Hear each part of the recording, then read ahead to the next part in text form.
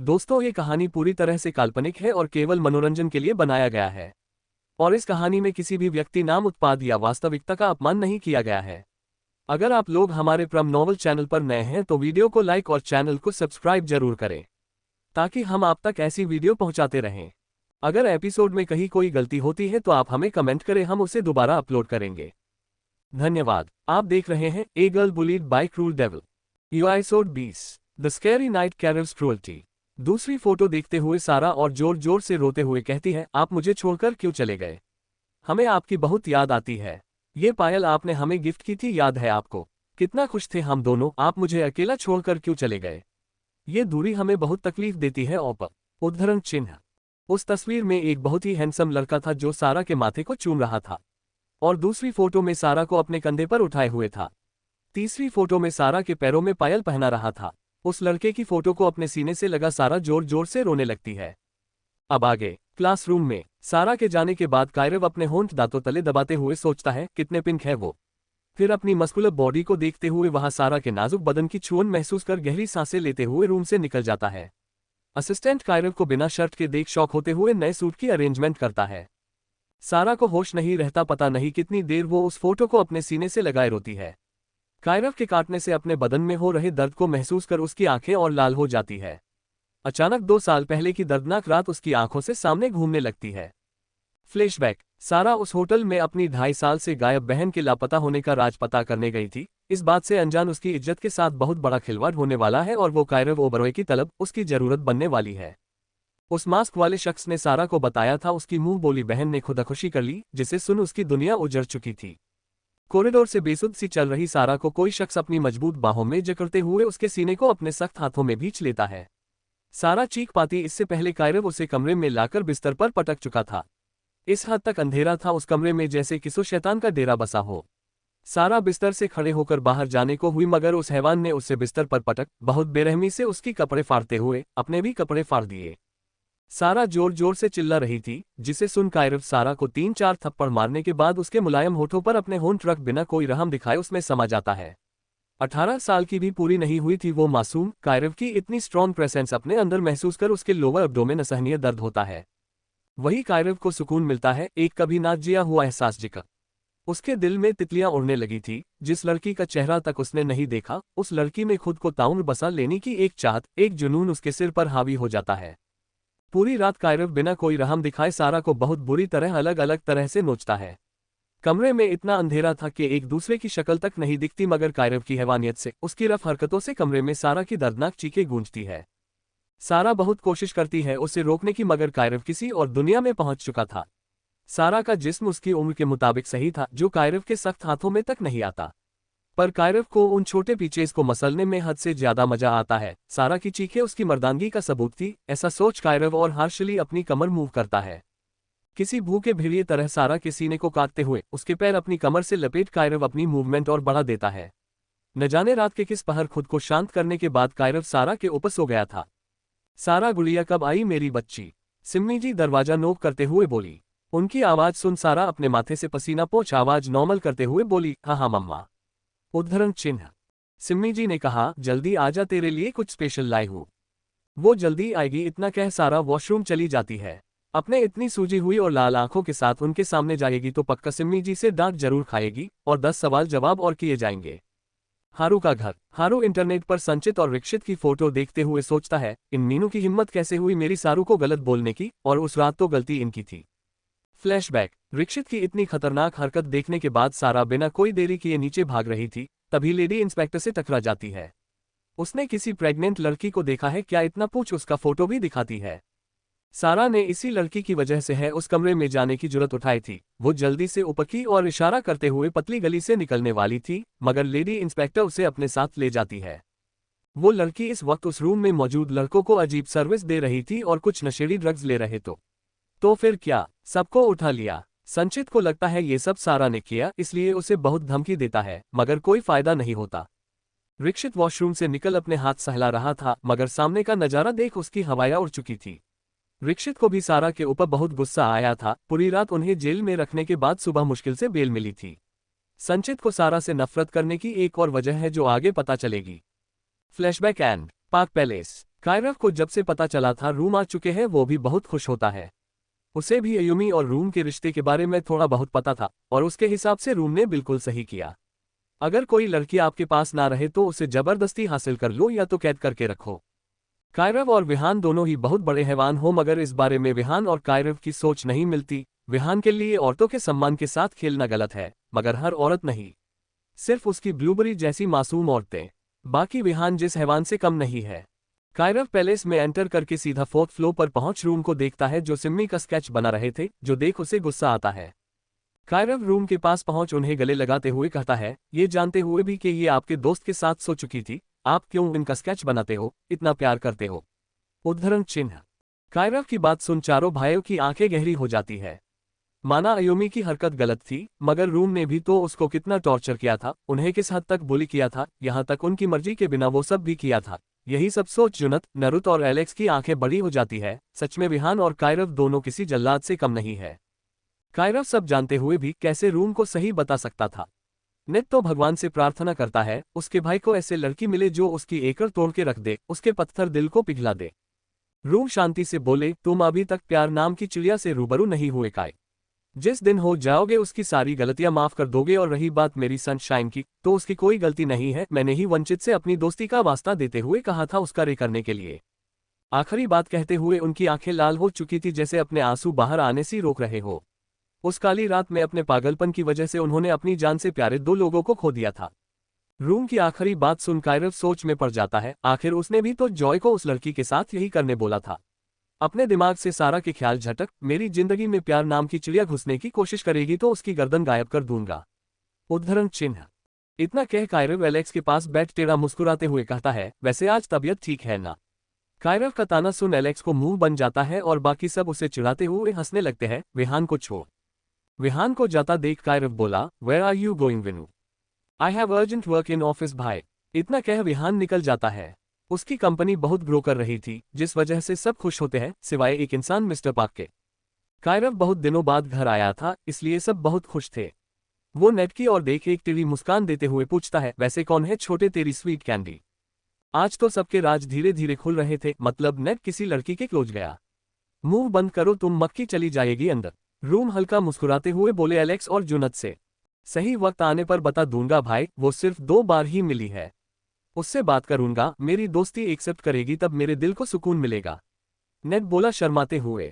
किसी शैतान को पहली बार शर्माते देख एलेक्स और जुनत का मुंह देखने लायक था। रूम ही अजीब मुंह बना लेते हैं। वेट क्यों करना, उसे उठा ले और अपना बनाकर रख पूरी जिंदगी। कायरव बोला शांति से। जो सुन सब माथा पिट लेते हैं।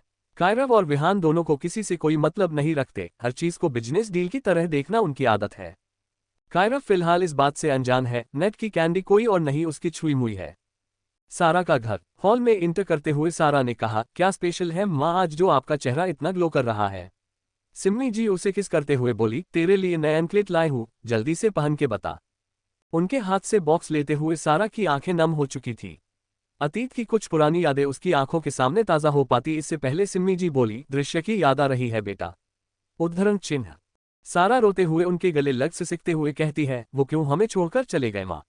सारा जब भी दृश्य का जिक्र सुनती उसका रोना रोक पाना बहुत मुश्किल होता है, इसलिए सिम्मी जी उसका ध्यान भटकाते हुए पूछती है, वैसे ये जीनी नहीं दिखाई दी सुबह से?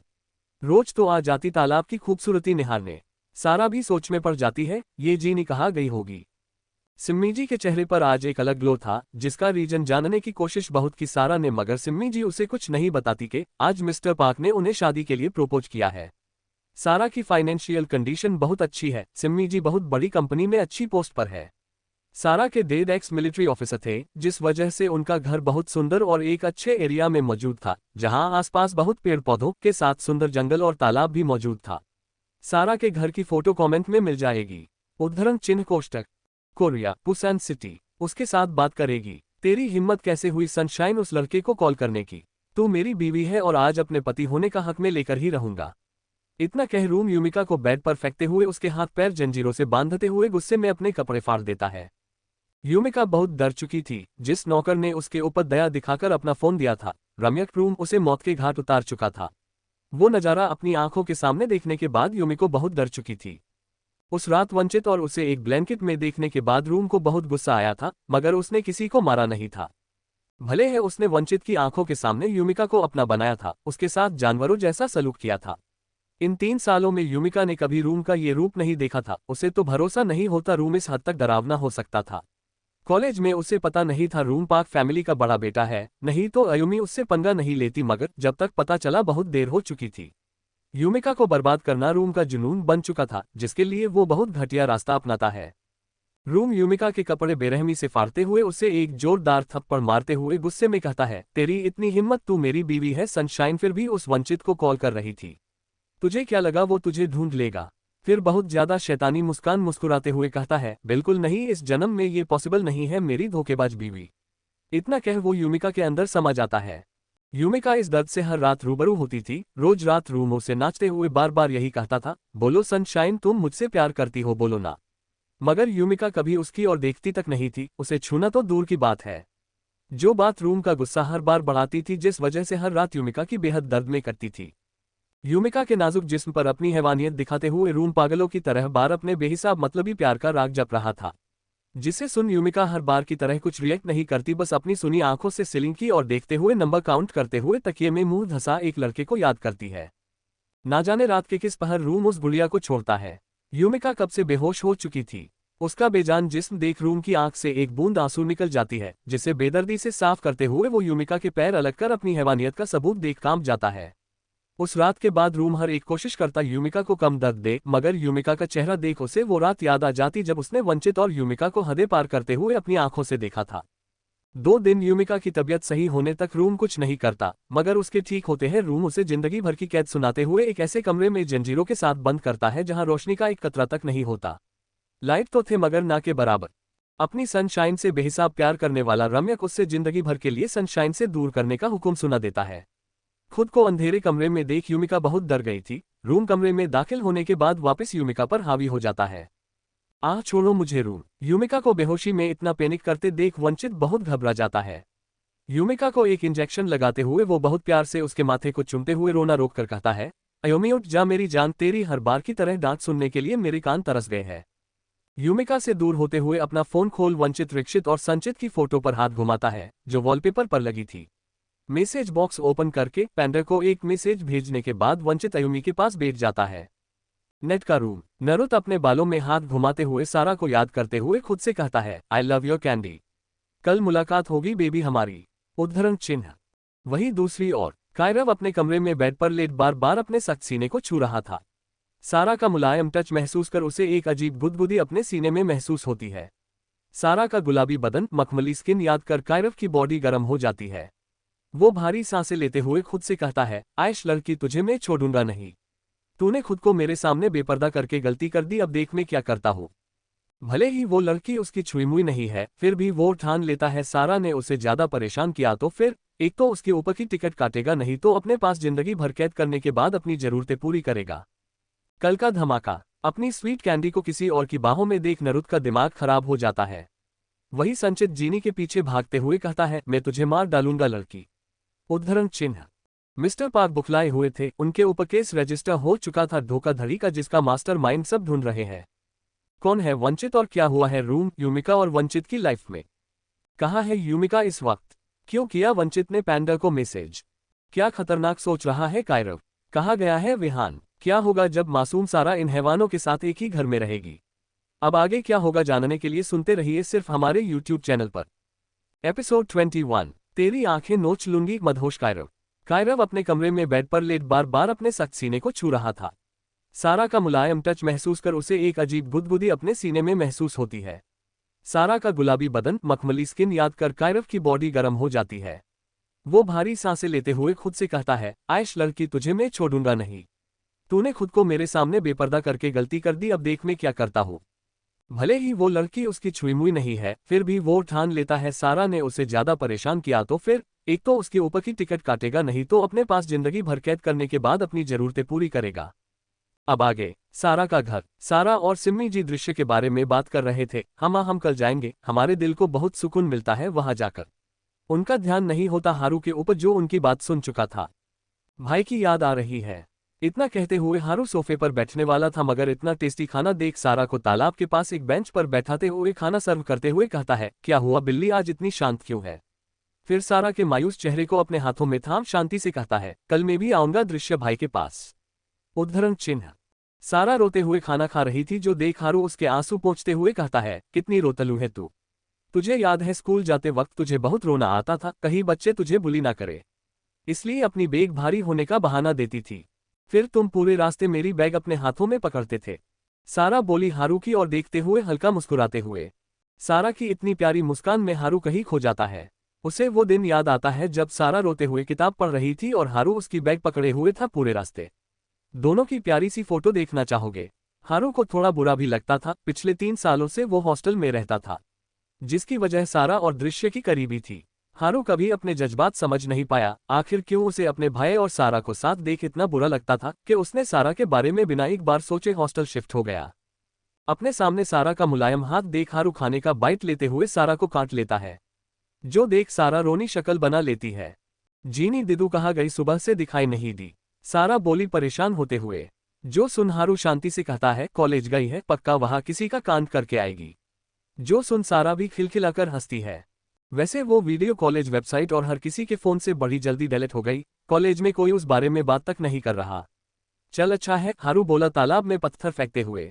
ऐसे ही थोड़ी देर दोनों बात करते हैं, तभी सारा आराम करने की सोच सो जाती है, क्योंकि कल उन्हें दृश्य के पास जाना था। Park palace. आज पूरे पैलेस में बहुत शोरगुल था। रूम के आने से सारे भाई बहुत खुश थे, रेहान के पापा भी बहुत ज्यादा खुश थे, मगर कायरव के डैड अपना गुस्सा मुश्किल से दबा कर बैठे थे। सभी सर्वेंट को शांति थी कि रूम के रहने तक तो कोई बखेड़ा खड़ा नहीं करेंगे ये शैतान।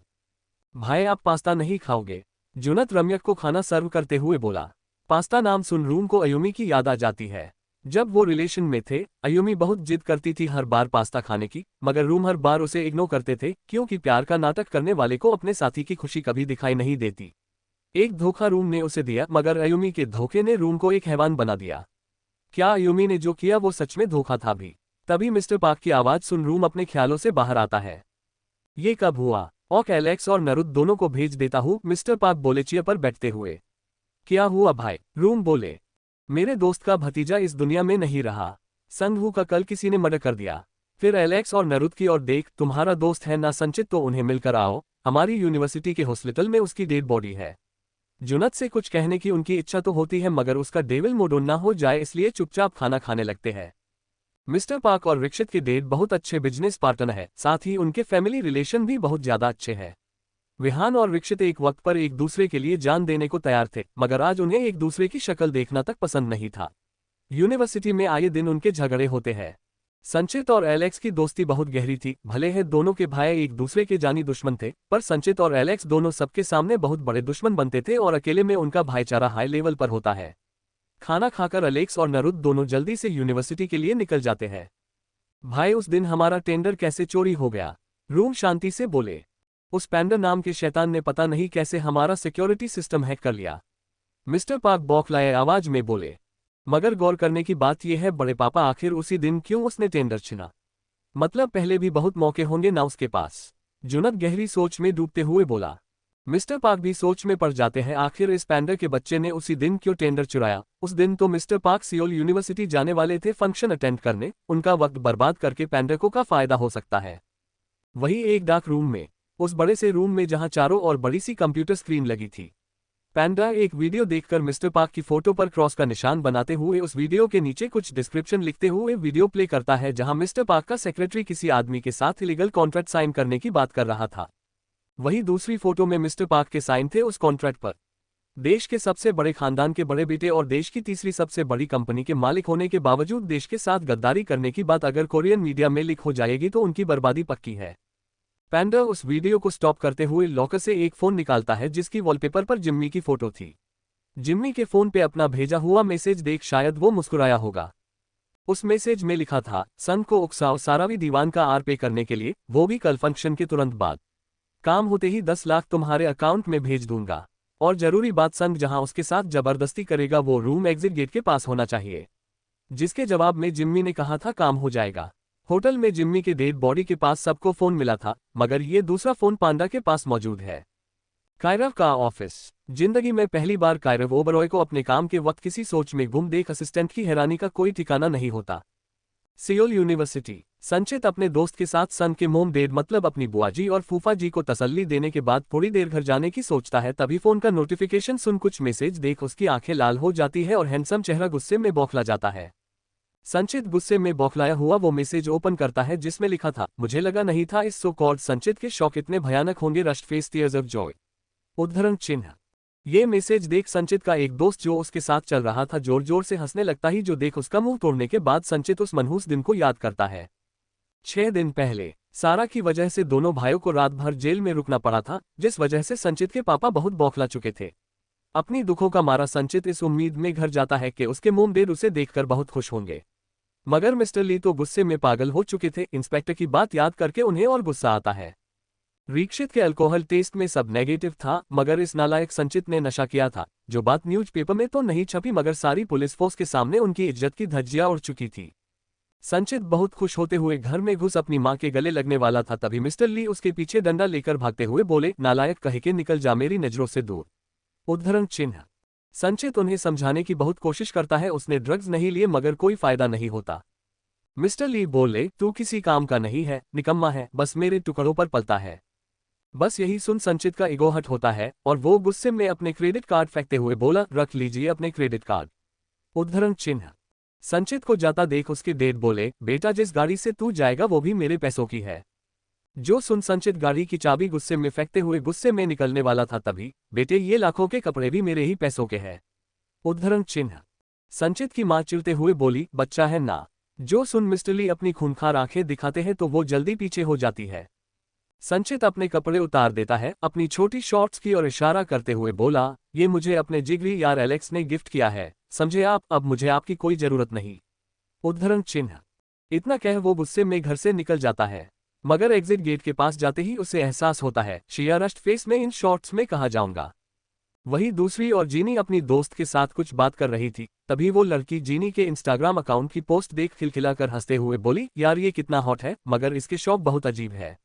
जो सुन जीनी अपनी अपलोड की हुई पोस्ट देख ठहाका मारते हुए उस दिन को याद करती है। फ्लैशबैक। जीनी उस दिन शिवी के पास नोट्स लेने गई थी, मगर अपने सामने किसी लड़के को पिकाचू वाले इतने छोटे शॉर्ट्स में देख उसकी हैरानी का कोई ठिकाना नहीं होता। जीनी ने शिवी के भाइयों को अब तक देखा नहीं था, उसे लगा कोई आवारा लड़का है। वही संचित तो अपनी सोच में गुम था, अब कहाँ जाए इतने छोटे शॉर्ट्स में। 3-4 बार फोटो क्लिक होने की आवाज सुन उसकी नजर एक बहुत प्यारी लड़की पर जाती है, जिसे वो बहुत अजीब भाव लिए घूर रहा था, मगर ये महसूस होते ही कि जीनी क्या कर रही है, संचित चिल्लाया, ए लड़की फोटो डिलीट कर। उद्धरण चिन्ह। जीनी हंसते हंसते भागते हुए बोली, बिल्कुल नहीं आवारा लड़के, तुम्हारे शॉर्ट्स बहुत प्यारे हैं, इनका दीदार तो हर किसी को करना चाहिए, और ये पिकाचू बहुत प्यारा है। उद्धरण चिन्ह। संचित चिल्लाया, मैं तुझे जान से मार दूंगा लड़की, फोटो डिलीट कर। संचित को अपने इतना पास आता देख जीनी समझ जाती है ये लड़का जरूर फोटो डिलीट कर देगा। उसने जल्दबाजी में फोटो गलती से अपने सोशल मीडिया पर अपलोड कर दी, जिस बात की भनक तक संचित को नहीं होती। जीनी के फोन से फोटो डिलीट करने के बाद संचित उसे डराते हुए बोला, the Pikachu printed on my shorts is too cute baby dog, but the Pikachu behind that Pikachu is very dangerous. You can't tolerate that. मेरी शॉर्ट्स पर बना पिकाचू बहुत क्यूट है, मगर उसके नीचे वाला बहुत डरावना, जिसे तुम बर्दाश्त नहीं कर पाओगी बेबी डॉल। उद्धरण चिन्ह। इतना कह संचित एक बार जीनी को ऊपर से नीचे तक देखते हुए पैलेस से निकल जाता है, इस बात से अनजान की जीनी उसकी लंका लगाने वाली है। जीनी बिना देरी किए अपनी पोस्ट पर बड़े ही फनी कैप्शन डाल रिपोस्ट करती है। घर के बाहर निकलते ही स्ट्रीट डॉग संचित के आधे अधूरे कपड़े देख बेचारे को चोर समझ उसके पीछे पड़ गए थे। बड़ी मुश्किल से खुद की जान बचाकर बेचारा एलेक्स के पास पहुंचा था। जीनी को भी बाद में शिवी से पता चला था वो पिकाचू वाला कार्टून कोई और नहीं शिवी का 2 नंबर वाला भाई है। जीनी ये सब याद करते हुए हंस रही थी, तभी उसकी नजर सामने से आते हुए संचित पर पड़ती है। ओ ये तो वही पिकाचू वाला सेक्सी लड़का है, जीनी की दोस्त चिल्लाए, जिसकी आवाज सुन संचित अपने सामने उसकी लंका लगाने वाली लड़की को देख चौंकता कम और गुस्सा ज्यादा होते हुए बोला, मैं तेरी जान ले लूंगा लड़की। उद्धरण चिन्ह। पिकाचू वाले शैतान को अपने और इतने गुस्से में भागता देख जीनी बहुत डर जाती है, क्या पता ये लड़का उसकी जान ले ले, इतना सोच वो बिना देरी किए अपनी स्कर्ट संभालते हुए भागने लगी। रुक जा, देख मेरा गुस्सा बढ़ जाएगा तो तुझे जिंदा जला दूंगा, संचित गुस्से में चिल्लाया। जीनी को आज अपनी मौत सामने दिख रही थी, वो बहुत जोर से भागते हुए चिल्ला रही थी, हट जाओ सामने से। जो सुन कॉरिडोर में मौजूद सभी लोग यहाँ वहां हो गए। जीनी गलती से लड़के को धक्का देती है, जिससे उस 2 लड़कों के होंठ एक दूसरे से टकरा जाते हैं। दोनों घबराते हुए अलग हुए ही थे, तभी संचित का धक्का लगने से दोनों की वापस केस हो चुकी थी। संचित जोर जोर से चिल्ला रहा था, रुक जा लड़की आइश। उनको टॉम एंड जेरी जैसा भागता देख सारे स्टूडेंट मजे ले रहे थे। जीनी भागते हुए कॉलेज ब्रिज के पास आ चुकी थी। आगे कोहा पीछे खाया, ऐसे घड़ी में वो ब्रिज से खुद नहीं सकती, वरना हड्डी पसली टूट जाती। संचित जीनी की बाजू पकड़ दांत पिसते हुए बोला, अब कहाँ जाएगी बेबी डॉल? मेरी सारी परेशानियों का, जिल्लत का बदला तो लेकर रहूंगा। इतना कह संचित उसे पीछे पलटते हुए जीनी के चेहरे के करीब झुक जाता है। जीनी डरते हुए बोली, प्लीज माफ कर दो, तुम वो पोस्ट डिलीट कर देना, प्लीज मुझे जाने दो। उद्धरण चिन्ह। No baby it's punishment time, Sanchit दांत पिसते हुए बोला। जो सुन जीनी बहुत घबरा जाती है, उसे ध्यान नहीं रहता वो रेलिंग के पास खड़ी है, नीचे गिरेगी तो हड्डियां टूट जाएंगी। आह! जीनी चिल्लाए। जीनी का पैर स्लिप हो चुका था। जीनी को नीचे गिरता देख संचित जल्दी से उसके पैर अपने सख्त हाथों में थाम लेता है। जीनी नीचे लटकी हुई थी और संचित ने उसके नाजुक पैरों को पकड़ा हुआ था। जीनी जिसकी अभी जान में जान आई थी, उसे महसूस होता है वो सिर्फ स्कर्ट में है। वही संचित अब जाकर नीचे देखता है, जहां जीनी के पिंक कलर के गारमेंट देख अपना थूक गटक लेता है। यूपर वर्ट नीचे मत देखना। जीनी अपनी स्कर्ट हाथों से ढकते हुए जोर से चिल्लाए। वो कितनी भी कोशिश कर ले मगर हवा बहुत तेज थी, जिससे उसकी स्कर्ट साइड हो जाती, जिससे संचित की हालत खराब हो रही थी। उसे इतना तक ध्यान नहीं रहता जीनी रेलिंग से लटकी हुई है। वो बार बार अपनी नजरें चुराते हुए जीनी की पिंकी देख अपना थूक गटक रहा था। उसकी हरकत देख जीनी गुस्से में चिल्लाए, मीने तेरी आंखें नोच लूंगी, नीचे मत देखा डॉट यू बैस्टार्डी। उद्धरण चिन्ह। संचित अपने होश में आते हुए जीनी से अपनी नजरें चुराते हुए उसे ऊपर खिंचता है, जिससे जीनी उसकी बाहों में गिर जाती है।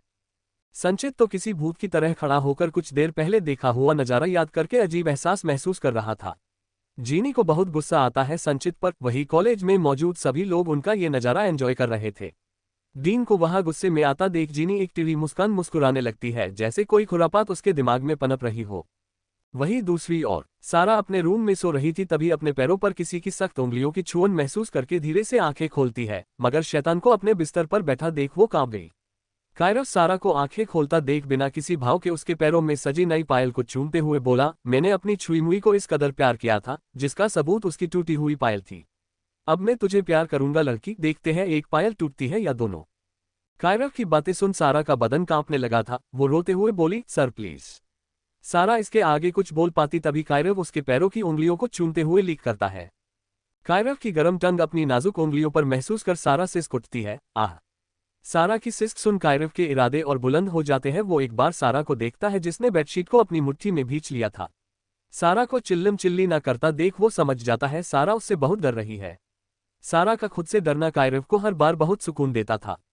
वो सारा की उंगली को काटते हुए बोला, तेरे पैर कितने नाजुक है बच्ची, और उससे भी कई ज्यादा नाजुक तेरा ये बदन है।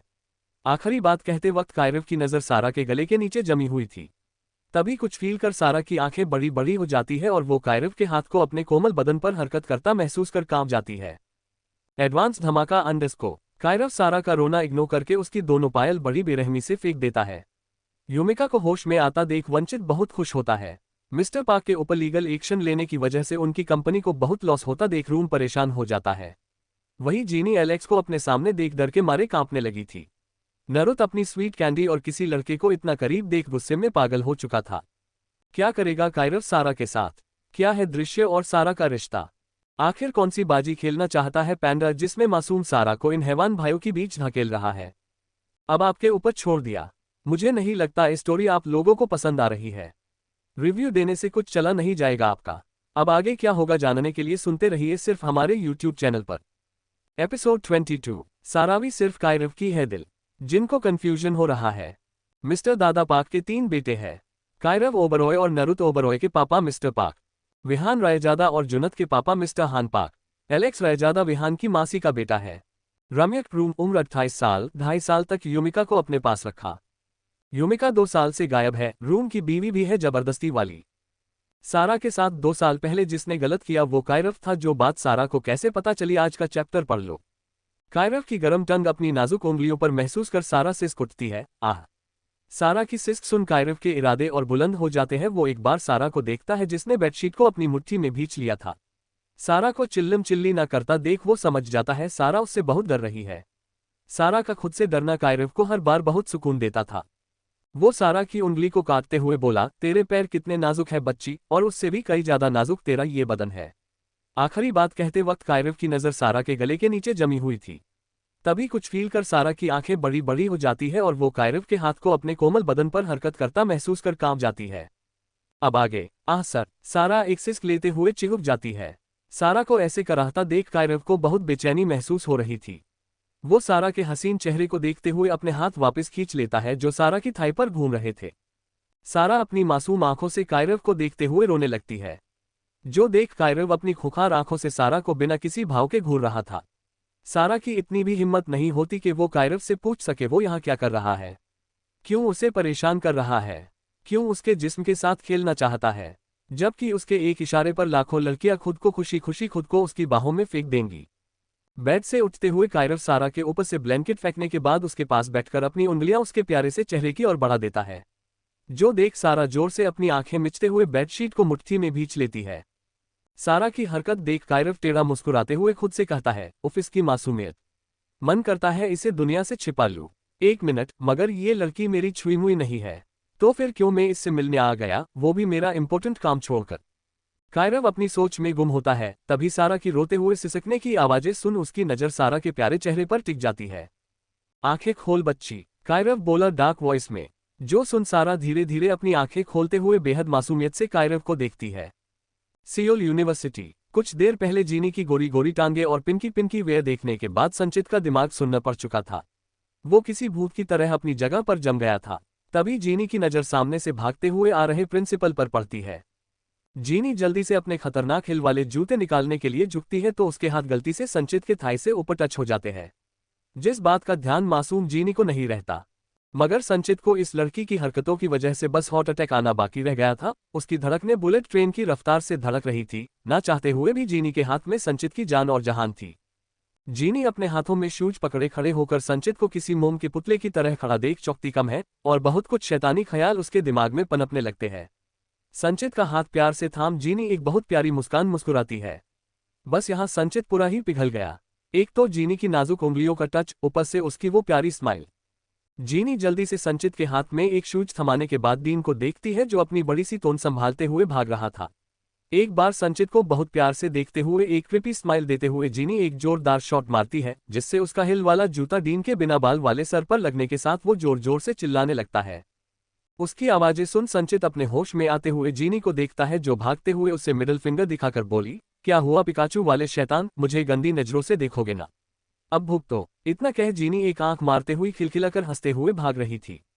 संचित बहुत गुस्से में आ जाता है, ये लड़की तूने मुझे पागल कैसे बनाया, रुक मैं तेरी जान ले लूंगा, उद्धरण चिन्ह।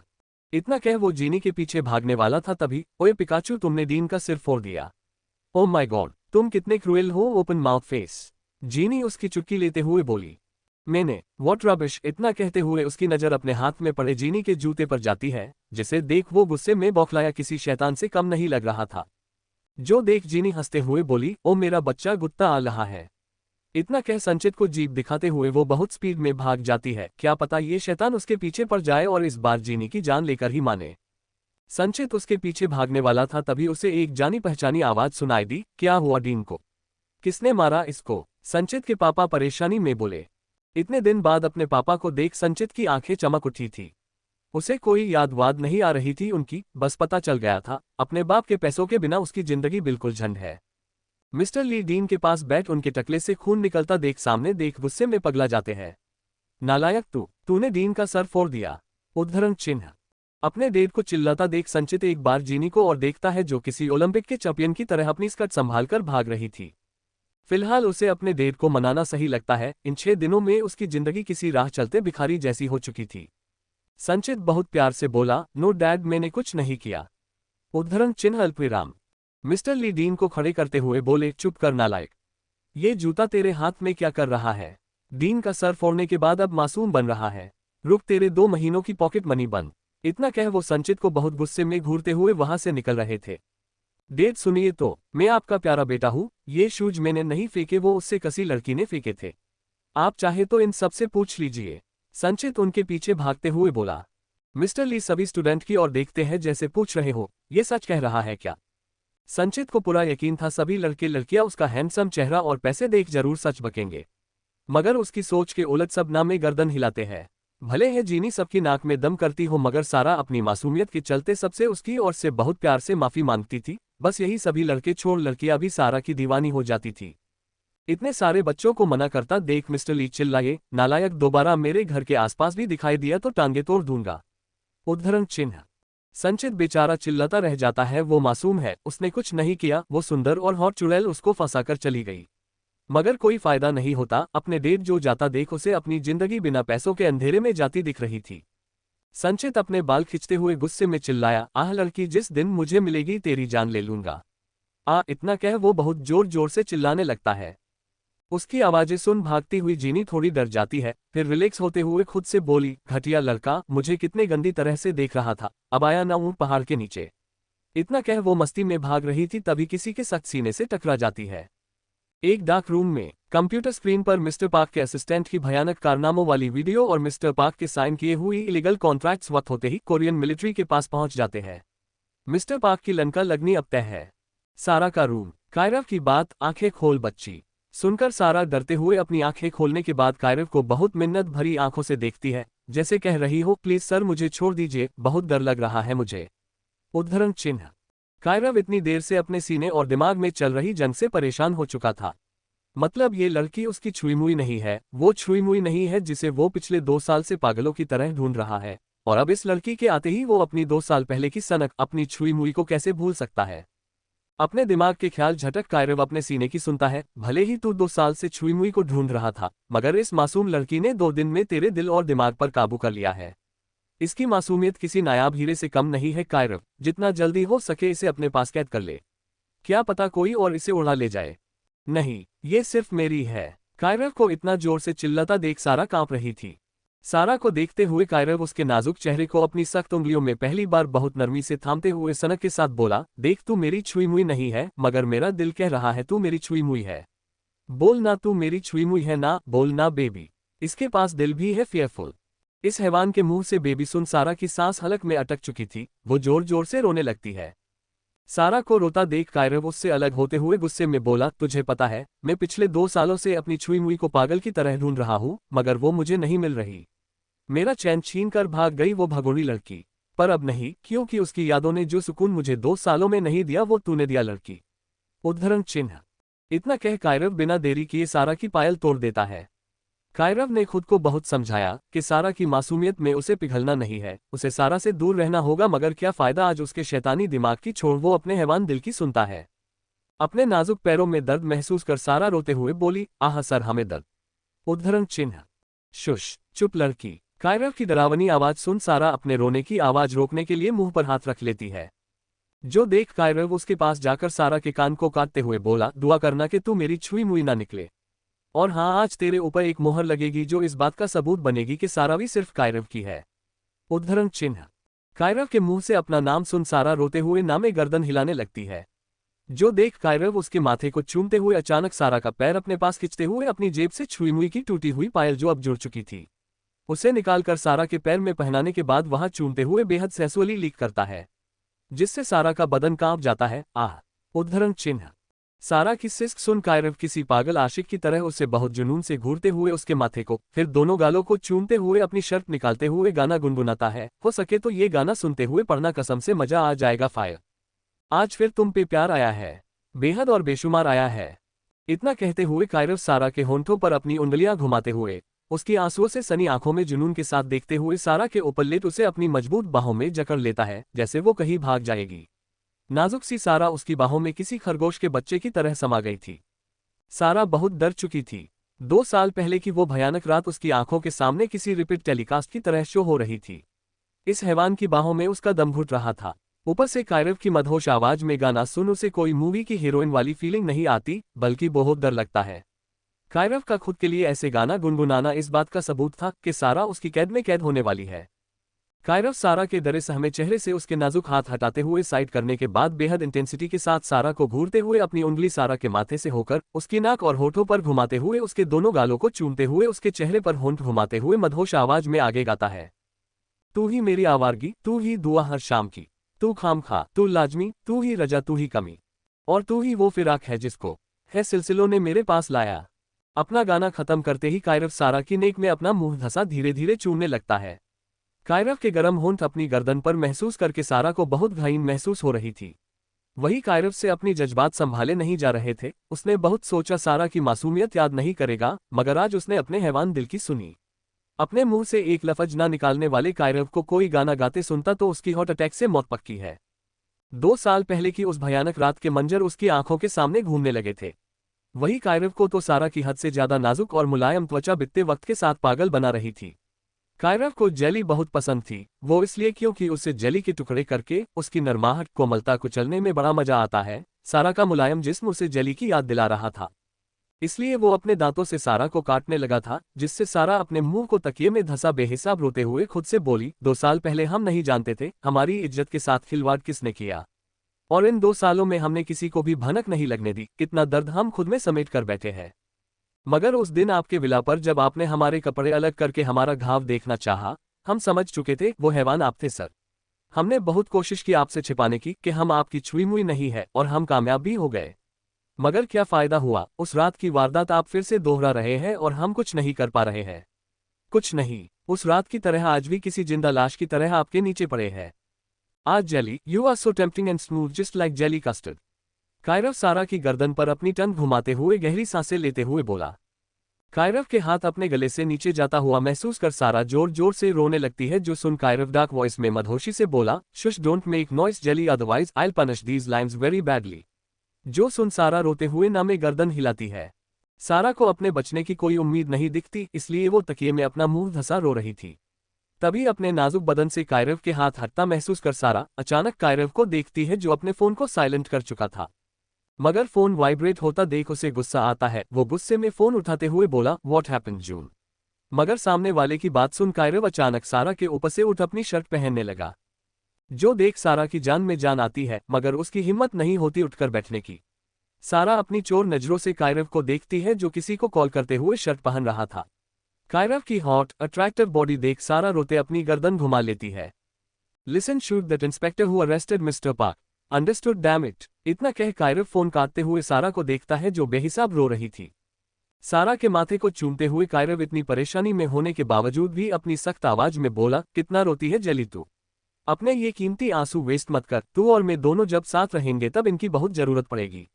इतना कह वापस सारा का माथा और दोनों गाल चूमते हुए कायरव वहां से निकल जाता है। उसके जाते ही सारा खुद से रोते हुए बोली, अच्छा हुआ भगवान जी माँ घर पर नहीं है, वरना हम उन्हें क्या बताते कि ये इंसान कौन है। इन 2 सालों में मुश्किल से उस दर्द भरी रात के सदमे से बाहर निकली थी बेचारी गुड़िया, मगर इस पैंडर की साजिशों की वजह से कायरव जैसे हैवान की नजर में आ गई। अपने गले के नीचे नाजुक बदन पर हाथ रख सारा करा उठी, शायद कायरव की मजबूत पकड़ का नतीजा हो। अपना दर्द बर्दाश्त कर सारा मुश्किल से सोने की कोशिश करती है, मगर उसका चेन तो कायरव लेकर भाग गया था, और दे गया था वो टूटी हुई पायल जो अब जुड़ चुकी थी। मगर सारा का नाजुक दिल, उसकी आत्मा कई टुकड़ों में बिखर चुकी थी। वो रोते हुए उस पायल को छूते हुए बोली, हमें उनके पास नहीं रहना, हमें आपके पास ले जाओ। दृश्य वही दूसरी ओर विहान अपना काम निपटा कर घर जा रहा था, तभी जुनत का कॉल रिसीव कर परेशानी से बोला, इतने मिस कॉल क्यों किए छोटे। जून शांति से बोला, बड़े मिस्टर पार्क को कोरियन मिलिट्री हेडक्वार्टर में ले गए हैं। जो सुन विहान ज्यादा रिएक्ट नहीं करता, बस इतना बोला, I will be there some time and don't worry about that selfish man. इतना कह विहान फोन रखते हुए टेढ़ा मुस्कुराता है, उसकी वो कातिल मुस्कान जो अभी तक किसी ने पूरी देखी ही नहीं है। टेढ़ा मुस्कुराते हुए वो सिर्फ अपने एक साइड के होंठ हल्का ऊपर उठाता था। वही दूसरी और कॉलेज में जीनी किसी के सख्त सीने से टकराई थी। वो अपना सर सहलाते हुए बोली, आंखें हैं या बटन। मगर अपने सामने खड़े हैंडसम शख्स को देख उसकी आंखें फैल गई। उसके सामने वो कयामत वाली रात, जो सिर्फ एलेक्स के लिए कयामत वाली रात साबित हुई थी, जिसे याद कर जीनी कांप जाती है। वही एलेक्स जब उसे तोड़ने वाली बला को देखता है, पहले तो उसे बहुत गुस्सा आता है, बाद में जीनी को अपने से डरते हुए पीछे जाता देख वो एक टेढ़ी मुस्कान देकर बोला, welcome back my genie, it's punishment time baby. उद्धरण चिन्ह। इतना कह एलेक्स जीनी के पीछे किसी पागल भेड़िए की तरह भागने लगता है। वही नरुत ये देख पहले कुछ समझ नहीं पाता, मगर जीनी नाम सुन वो समझ जाता है ये वही लड़की है जिसने उसके भाई को तोड़ा था। उसे जीनी की फिक्र होने लगती है, पता नहीं उसका जल्लाद भाई क्या करेगा उस मासूम के साथ। जीनी मुश्किल से अपनी जान बचाकर भागते हुए बोल रही थी, प्लीज डार्लिंग, मैं तो बच्ची हूँ, गलती हो गई, माफ कर दो ना। उद्धरण चिन्ह। एलेक्स गुस्से में चिल्लाया, तेरी वजह से मुझे चलने में भी तकलीफ होती थी, मैंने कहा रुक नहीं, तू मैं तुझे मार दूंगा। उद्धरण चिन्ह। जीनी डरते डरते भागते हुए बोली, ओ डार्लिंग, मैंने तो अपना प्रॉमिस पूरा किया था। ज्यादा दर्द हो रहा है क्या बेबी, मैं दवाई लगा देती हूँ। उद्धरण चिन्ह। और हाँ, आज के चैप्टर कैसा लगा बताए बिना जाओगे तो जाओ, कल चैप्टर नहीं आएगा। Blue it. क्या करेगा एलेक्स जीनी के साथ? क्या हो गई है एक जुनून भरी दास्तान की शुरुआत? क्या करेगा कायरव सारा के साथ आगे? क्या मिस्टर पार्क जेल से रिहा हो पाएंगे? क्या करना चाहता है पैंडा? अब आगे क्या होगा जानने के लिए बने रहिए सिर्फ हमारे यूट्यूब चैनल पर। एपिसोड 23। मजबूर सारा, जीनी के खतरनाक इरादे। जीनी मुश्किल से अपनी जान बचाकर भागते हुए बोल रही थी, प्लीज डार्लिंग, मैं तो बच्ची हूँ, गलती हो गई, माफ कर दो ना। उद्धरण चिन्ह। एलेक्स गुस्से में चिल्लाया, तेरी वजह से मुझे चलने में भी तकलीफ होती थी। मैंने कहा रुक, नहीं तो मैं तुझे मार दूंगा। उद्धरण चिन्ह। जीनी डरते डरते भागते हुए बोली, ओ डार्लिंग, मैंने तो अपना प्रॉमिस पूरा किया था। ज्यादा दर्द हो रहा है क्या बेबी, मैं दवाई लगा देती हूँ। उद्धरण चिन्ह। अब आगे सारा का रूम। सारा वॉशरूम में नहाते हुए अपनी गर्दन को बहुत बेरहमी से रगड़ रही थी, जैसे कोई गंदी चीज उसे छू गई हो। सारा रोते हुए खुद से बोली, नहीं, हमें कुछ करना होगा, नहीं तो वो बुरे इंसान हमारा इस्तेमाल अपनी जरूरतों के लिए करेंगे। उद्धरण चिन्ह। आईने के सामने पहुंच सारा अपने गले से नीचे बहुत बेरहमी से रगड़ते हुए एक चाकू निकाल वार करती है, जिससे वो नकली स्किन निकलने के साथ ही बहुत खून बहने लगा था। खून साफ करते ही वहां एक जख्म दिखाई देता है जो वक्त के साथ बहुत हद तक मिट चुका था, जिसे तितली के टैटू से कवर करने की कोशिश की गई थी।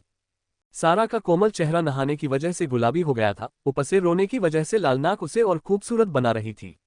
अपने एक पैर में मौजूद कायरव ने पहनाए हुए पायल को देख सारा रोते हुए बोली, दृश्य भाई, कितना खुश थे हम जब आपने हमें पायल गिफ्ट की थी। हमने तो आपके और युमिका दीदी की शादी के सपने भी सजाए थे। मगर पता नहीं अयुमी दीदू 4 साल पहले कहाँ गायब हो गई और आप भी 2 साल पहले इस दुनिया को छोड़कर चले गए। अपने गले के नीचे से रिस रहे खून को साफ करते हुए सारा दोबारा एक नकली स्किन से खुद का घाव छिपाते हुए बोली, आप बहुत बुरे हैं मिस्टर कायरव ओबरॉय। 2 साल पहले हमारी इज्जत के साथ खिलवाड़ करके आपको चैन नहीं मिला जो दोबारा हमें नोचने आ गए हो। फिर उसकी छुअन को अपने गले पर महसूस कर सारा दोबारा वहां बेरहमी से रगड़ने लगी। सारा को वो जेनेग्राफ्ट स्किन लगाते हुए हद से ज्यादा दर्द होता था, मगर सारा मासूम है, बेवकूफ नहीं। सारा को पता था उसे नोचने वाला एक अमीरजादा था जो उसका घाव कभी भी देखकर जरूर समझ जाएगा जिसको उसने बर्बाद किया वो सारा है। कपड़े पहनकर वॉशरूम से निकल सारा अलमारी से एक बॉक्स निकाल वहां से एक फोटो निकालती है जिसमें दृश्य युमिका को फिश डिजाइन बनी हुई पायल पहना रहा था, जिसमें युमिका शायद झूठी मुस्कान दे रही थी, मगर दृश्य बेहद खुश था। दृश्य हारू के बड़े पापा का बड़ा बेटा था और युमिका उनकी गोद ली हुई बेटी। बीतते वक्त के साथ दृश्य को युमिका से प्यार हो गया, मगर 4 साल पहले युमिका जब से हॉस्टल से घर पहुंची थी बेहद बुझी बुझी रहती थी, जैसे कुछ बहुत बड़ा छीन गया हो उससे। युमिका के गायब होते ही दृश्य ने उसे 2.5 सालों तक ढूंढा मगर उसका कोई पता नहीं लगा। तभी एक दिन उन्हें खबर मिली, युमिका और वंचित नाम के 2 लोग समंदर में गिर के अपनी जान गंवा चुके हैं। जिस बात का सदमा ना तो रम्यक रूम बर्दाश्त कर पाया और ना ही दृश्य राजावत। युमिका की फोटो को चूमते हुए सारा बेहिसाब रोने लगी थी, जैसे कुछ तो पता था उसे अयुमी और दृश्य के रिश्ते के बारे में। Seoul university. जीनी की बात सुनकर एलेक्स को पहले थोड़ा अजीब लगता है, उसके दिल में तितलियां उड़ने लगी थी, क्या मेरी जीनी मुझे टच करेगी, ओ गॉड। मगर जैसे है उसे एहसास हुआ जीनी उसका मजाक उड़ा रही थी। वो चिल्लाया, रुक, मैंने कहा नहीं तो तेरी टांगे तोड़ दूंगा, जान ले लूंगा। उद्धरण चिन्ह। जीनी अपनी जान बचाते हुए किसी मैराथन एथलीट की तरह दौड़ते हुए सोचती है भगवान, मैंने तो इसे बहुत गहरी जगह पर घाव दिया था, पता नहीं ये क्या करेगा। कहीं ये मेरा आखिरी दिन तो नहीं इस दुनिया में। दोनों को ग्राउंड की ओर भागता देख नरुत उनके पीछे भागते हुए बोला, एलेक्स रुक मेरे भाई, देख रूम को पता चलेगा तो। उद्धरण चिन्ह। वो इतना ही कहा पाता है तभी, नरुत भाई आप यहाँ। संचित बोला, लटके हुए मुंह के साथ उसका ध्यान एलेक्स और जीनी की ओर गया ही नहीं, बेचारा अपने दुखों का मारा था। नरुत को मजबूरी में रुकना पड़ता है बात करने के लिए। वही जीनी भागते हुए एक दीवार के पास पहुंच समझ गई थी, अब उसके बचने का कोई रास्ता नहीं है। सामने से एलेक्स किसी खुखार भेड़िए की तरह भाग रहा था। वो साइड से एग्जिट गेट की ओर भागने वाली थी, तब तक एलेक्स उसके सामने खड़ा था। जीनी बहुत रोनी शक्ल बनाते हुए एलेक्स को देख रही थी। एलेक्स टेढ़ी मुस्कान देते हुए उसके दोनों बाजू हाथ रख अपनी गर्म सांसें जीनी के होंठों पर छोड़ते हुए भयानक आवाज में बोला, आर यू अफ्रेड माय जीनी। फिर उसकी बंद आंखें और डरा सहमा चेहरा अपनी मुट्ठी में जोर से भींचते हुए चिल्लाया, तेरी हिम्मत कैसे हुई मुझे लात मारने की। उद्धरण चिन्ह। अपने बचने की कोई उम्मीद ना देख वो एलेक्स को बाटली में उतारने की कोशिश करेगी, इतना सोच बहुत मासूमियत से एलेक्स की लाल आंखों में देखते हुए बोली, तो क्या करते हम एलेक्स जी। आपने हमें खरीदना चाहा, हम कोई बाजारू लड़की नहीं है। क्या आपको मेरा ये मासूम चेहरा देख भरोसा नहीं होता। उद्धरण चिन्ह। जीनी की इतनी मासूम बातें, आंख से बरस रहे आंसू और उसके मुंह से अपना नाम एलेक्स जी सुन एलेक्स किसी और दुनिया में पहुंच गया था। मगर वो पिघल पाता इससे पहले उसे जीनी का मिडल फिंगर दिखाना और खुद को बाजारू कहना याद आते ही चिल्लाया, अच्छा तू इतनी मासूम है तो फिर मुझे ऐसे उंगली क्यों दिखाए। इतना कह एलेक्स उस दिन की तरह उंगली दिखाता है। जीनी खुद से, है राम अब क्या बोलूं। फिर और ज्यादा नकली आंसू लाते हुए एलेक्स का चेहरा अपने हाथों में थाम प्यार से बोली, हम नहीं जानते जी, वो हमें ना एक लड़का दिखाता था। उससे पूछा तो बोला इसका मतलब दोबारा मिलेंगे ऐसा होता है। जीनी को उसका मतलब अच्छे से पता था, जिम्मी ने उसे फिंगर दिखाई तो अगले दिन बेचारे की उंगली अधमरी हो चुकी थी। Tears of Joy. जीनी फिर एलेक्स की उंगली को चूमते हुए मदहोशी से बोली, सुनिए जी, क्या आप दोबारा मुझसे मिलना नहीं चाहते थे? क्या मैं इतनी बुरी हूँ? आखिरी बात बोलते वक्त उसने पप्पी जैसी शक्ल बना ली। जीनी के मुंह से सुनिए जी सुन एलेक्स तो दोनों को हस्बैंड वाइफ इमेजिन करने लगा था, उन दोनों के 10-12 प्यारे प्यारे बच्चे होंगे। बहुत हैप्पी फैमिली होगी और एलेक्स जीनी को दिन रात प्यार करेगा। उफ, उसकी एक्साइटमेंट का कोई ठिकाना नहीं था ये सब सोचकर। अब ये गधा कहाँ खो गया? एलेक्स के हैंडसम चेहरे को देखते हुए वो खुद से बोली। एलेक्स जीनी के चेहरे पर अपने होंठ घुमाते हुए बोला, बेबी चलो ना। छोटा एलेक्स और छोटी जीनी लाने की तैयारी करते हैं। शिबल। जीनी खुद से बोली। एलेक्स की बात सुन वो पगला गई थी। शिबल बोले तो गूगल कर लो। कैंपस में मौजूद सभी लोग ये नज़ारा एंजॉय कर रहे थे, उन्हें एलेक्स और जीनी की जोड़ी बहुत बढ़िया लगी। जीनी के कान को काटते हुए एलेक्स बोला, क्या ख्याल है बेबी, प्रोसेस स्टार्ट कर दे आज रात से। Korea military headquarter. Mister park chair पर बैठ अपने सामने बैठे इंस्पेक्टर पर चिल्लाए, तू जानता नहीं है मैं कौन हूँ, I will kill you.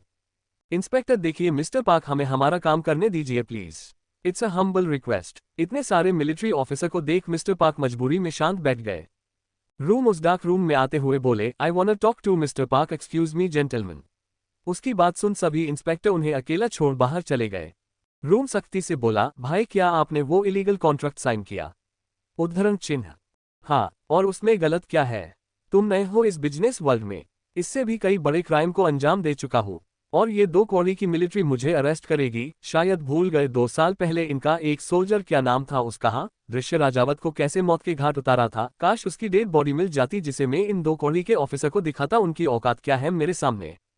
Enough. Room गुस्से चिल्लाए, कैसे भी हो आखिर हो तो बड़े भाई, कुछ करता हूँ। इतना कह वो जुनत को देखते हैं जो बहुत गुस्से में मिस्टर पार्क को घूरते हुए बोला, काश ये घटिया आदमी मेरे बड़े पापा ना होते, इसको कब का ऊपर पहुंचा देता। वही रूम के बाहर मौजूद लेडी इंस्पेक्टर जुनत और रूम को ऐसे ताड़ रही थी जैसे कच्चा चबा जाएंगी। अचानक गन शॉट की आवाज सुन सब घबराते हुए उस दिशा में देखते हैं जहां एक लेडी इंस्पेक्टर अपना खून से सना हाथ पकड़ रो रही थी। How dare you to click my photo BTCH। इतना कह जुनत वहां से निकल गया। जो देख रूम नाम में गर्दन हिलाते हुए सोचते हैं, एक वक्त पर मुझे भी मेरी अयुमी के अलावा कोई और देखती थी तो उसका बहुत बुरा हाल होता था। इतना के सीधा उसकी डेड बॉडी मिलती थी अगले दिन।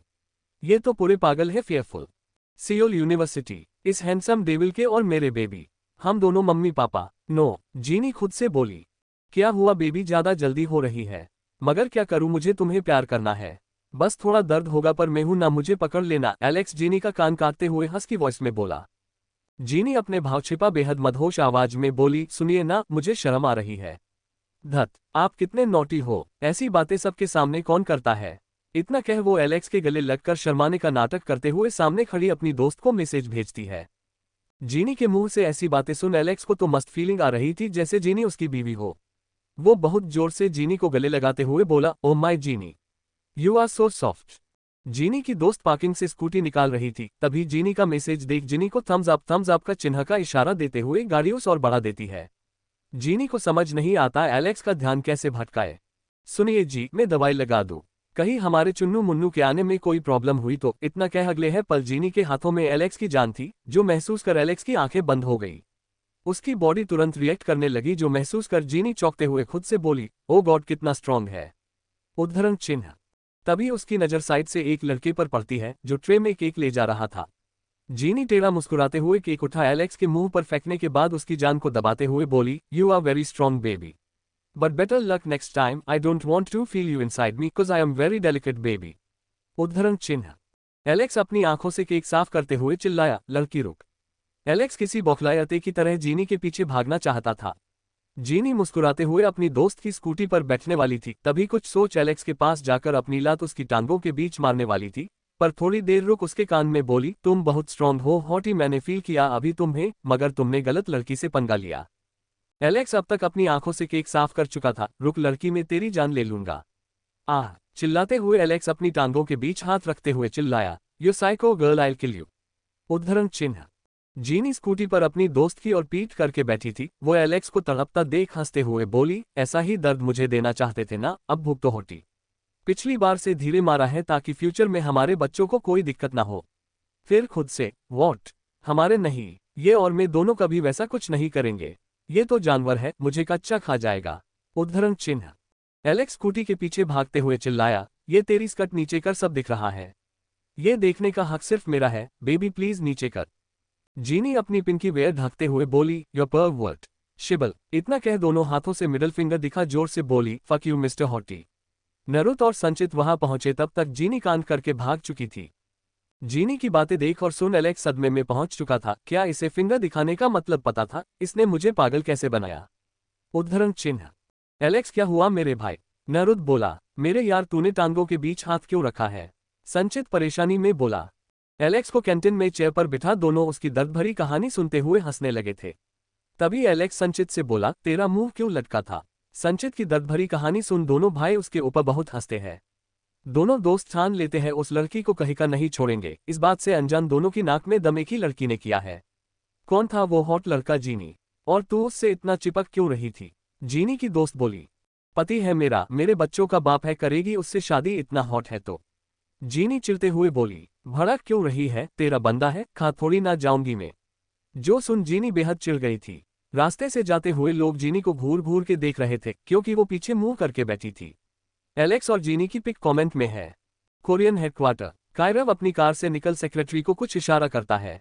दोनों अंदर जाकर मिस्टर पार्क के पास बैठे। तभी सेक्रेटरी मिस्टर पार्क को अरेस्ट करने वाले इंस्पेक्टर के ऊपर गन पॉइंट करते हुए गोली चला पाता तभी कोई उसके हाथ पर फायर करता है। जो देख कायरव गुस्से में पीछे पलट चौंकते हुए बोला, विहान अपने हाथ में गन घुमाते हुए हद से ज्यादा हैंडसम दिख रहा था, मगर उसे देखने की हिम्मत एक भी इंसान में नहीं हुई। इंस्पेक्टर के जान में जान आई थी, वही सेक्रेटरी की हवाइयां उड़ चुकी थी अपने कांपते हाथ देख। विहान बोला, भाई ये सब करने की जरूरत नहीं है। फिर इंस्पेक्टर को देखकर he was doing his work. उद्धरण चिन्ह। मिस्टर पार्क को एक बार देखने के बाद कायरव सेक्रेटरी को कुछ इशारा कर दोनों बाहर आते हैं। कायरव, उसे मारने क्यों नहीं दिया विन? उद्धरण चिन्ह। विहान, मिस्टर पार्क दूध के धुले नहीं है, आप जानते हो। उद्धरण चिन्ह। कायरव, मगर हमारे फैमिली की इज्जत। और तूने सोच समझकर ही रोका होगा। वैसे लुसिफर राजी हुआ हमारी जगह छोड़ने के लिए। विहान, लुसिफर मान नहीं रहा है।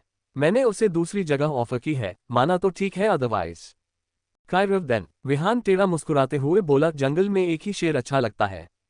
जो बात समझ कायरव उसे गले लगाते हुए बोला, वैसे बड़ा खतरनाक होता जा रहा है मेरे शेर। मेरे शेर को शेरनी मिली या नहीं अभी तक? उद्धरण चिन्ह। जो सुन विहान के भाव बहुत बदल गए। उसे अपनी ब्लूबेरी याद आ गई और कायरव को अपनी छुई मुई।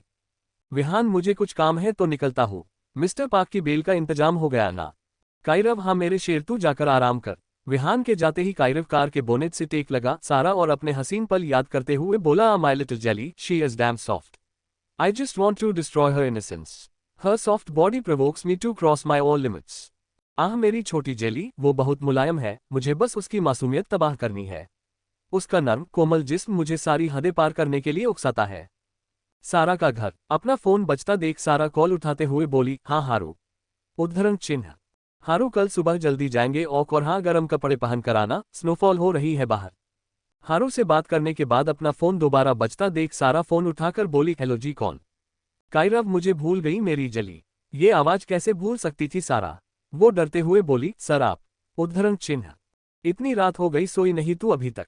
कायरव की बात सुन सार डरते हुए बोली, बस जा रही हूँ सर। फोन रखूं तभी से सोने जा पाऊंगी। उद्धरण चिन्ह। सारा का मासूमियत भरा जवाब सुन कायरव कॉल काटने के बाद अपने सीने पर हाथ रखता है जो बहुत जोर से धड़क रहा था। सारा की मासूमियत कायरव को बेहद इफेक्ट कर रही थी। वही कायरव की आवाज सुन सारा की नींद उड़ चुकी थी, पर वो मुश्किल से सो पाती है। 2 घंटे बाद डार्क रूम में पैंडर कोरिया हेडक्वार्टर की सीसीटीवी फुटेज हैक करके देखता है जहां मिस्टर पार्क को बेल मिल चुकी थी और सारा इल्जाम उस सेक्रेटरी ने अपने ऊपर लिया था जिसने डॉक्यूमेंट को लेते हुए नॉर्थ कोरियन जासूस से हाथ मिलाया था। कायरव ओबरॉय मिस्टर पार्क को घर ले जा रहा था, जो देख पैंडर यंग से मुकुरा दिया, जैसे उसे पता हो मिस्टर पार्क जरूर कोई चाल चलेगा जेल से निकलने के लिए। कंप्यूटर में कुछ वेबसाइट ओपन कर पंडर लुसिफर को मैसेज भेजता है, काम हुआ या नहीं? सबको पुलिस केस में उलझा दिया है। जो जगह मैंने ऑफर की है उसमें भलाई मानते हुए सुबह तक 500 करोड़ मेरे अकाउंट में भेज। नहीं तो पैंडर से दुश्मनी मोड़ना तुझे भारी पड़ेगा। एक बात याद रखना, अगले 2 महीनों में पैंडर का ही अंडरवर्ल्ड पर राज रहेगा। कोरिया रीजन लेटर के region letter are Pusan city. Vanchit अपने फोन में रिक्षित और संचित की फोटो पर हाथ घुमाते हुए बोला, इन 2 सालों में मेरी जान के टुकड़ों से दूर हूं मेरे भाइयों। क्या करूं, मेरी युमिका उठती ही नहीं है। 2.5 साल तक उस रम्यक रूम ने मेरी जान को कैद करके किसी जानवर की तरह बर्ताव किया। शायद मेरी युमिका को मेरा दर्द दिखाई नहीं देता, इसलिए चुपचाप लेटकर मुझे रोते हुए देखती है। आखिरी बात कहते वक्त उसकी नजरें मशीनों से घिरी हुई युमिका पर जमी थी। नहीं, रूम छोड़ो प्लीज, मुझे बहुत डर लग रहा है। युमिका चिल्लाते हुए बेहोशी में हाथ पैर मारते हुए आंखें खोलती है। अपनी अयुमी को पूरे 2 साल बाद कोमा से बाहर आता देख वंचित हद से ज्यादा खुश होते हुए डॉक्टर्स की टीम उसकी खिदमत में लगाने के बाद पैंडर को मैसेज भेजता है, Yumi is out of danger now. उद्धरण चिन्ह। कौन है शिकार और कौन शिकारी? कौन है हीरो और कौन विलेन? कूल। किसकी होगी सारा? क्या करेंगे दोनों दोस्त जीनी से बदला लेने के लिए? कैसे पढ़ेगी जीनी इन दोनों के साथ एक कॉलेज में? क्या हुआ था युमिका, रूम, वंचित और दृश्य के बीच? क्यों पड़ा है पैंडा मिस्टर पार्क के पीछे? क्या करेगा नरुत सारा को हारू की बाहों में देख? कैसे रहेगी सारा इतने शैतानों के बीच एक घर में? अब आगे क्या होगा जानने के लिए सुनते रहिए सिर्फ हमारे YouTube चैनल पर। एपिसोड 24, पहली नजर वाला प्यार जलन। नहीं, रूम छोड़ो प्लीज, मुझे बहुत डर लग रहा है। युमिका चिल्लाते हुए बेहोशी में हाथ पैर मारते हुए आंखें खोलती है।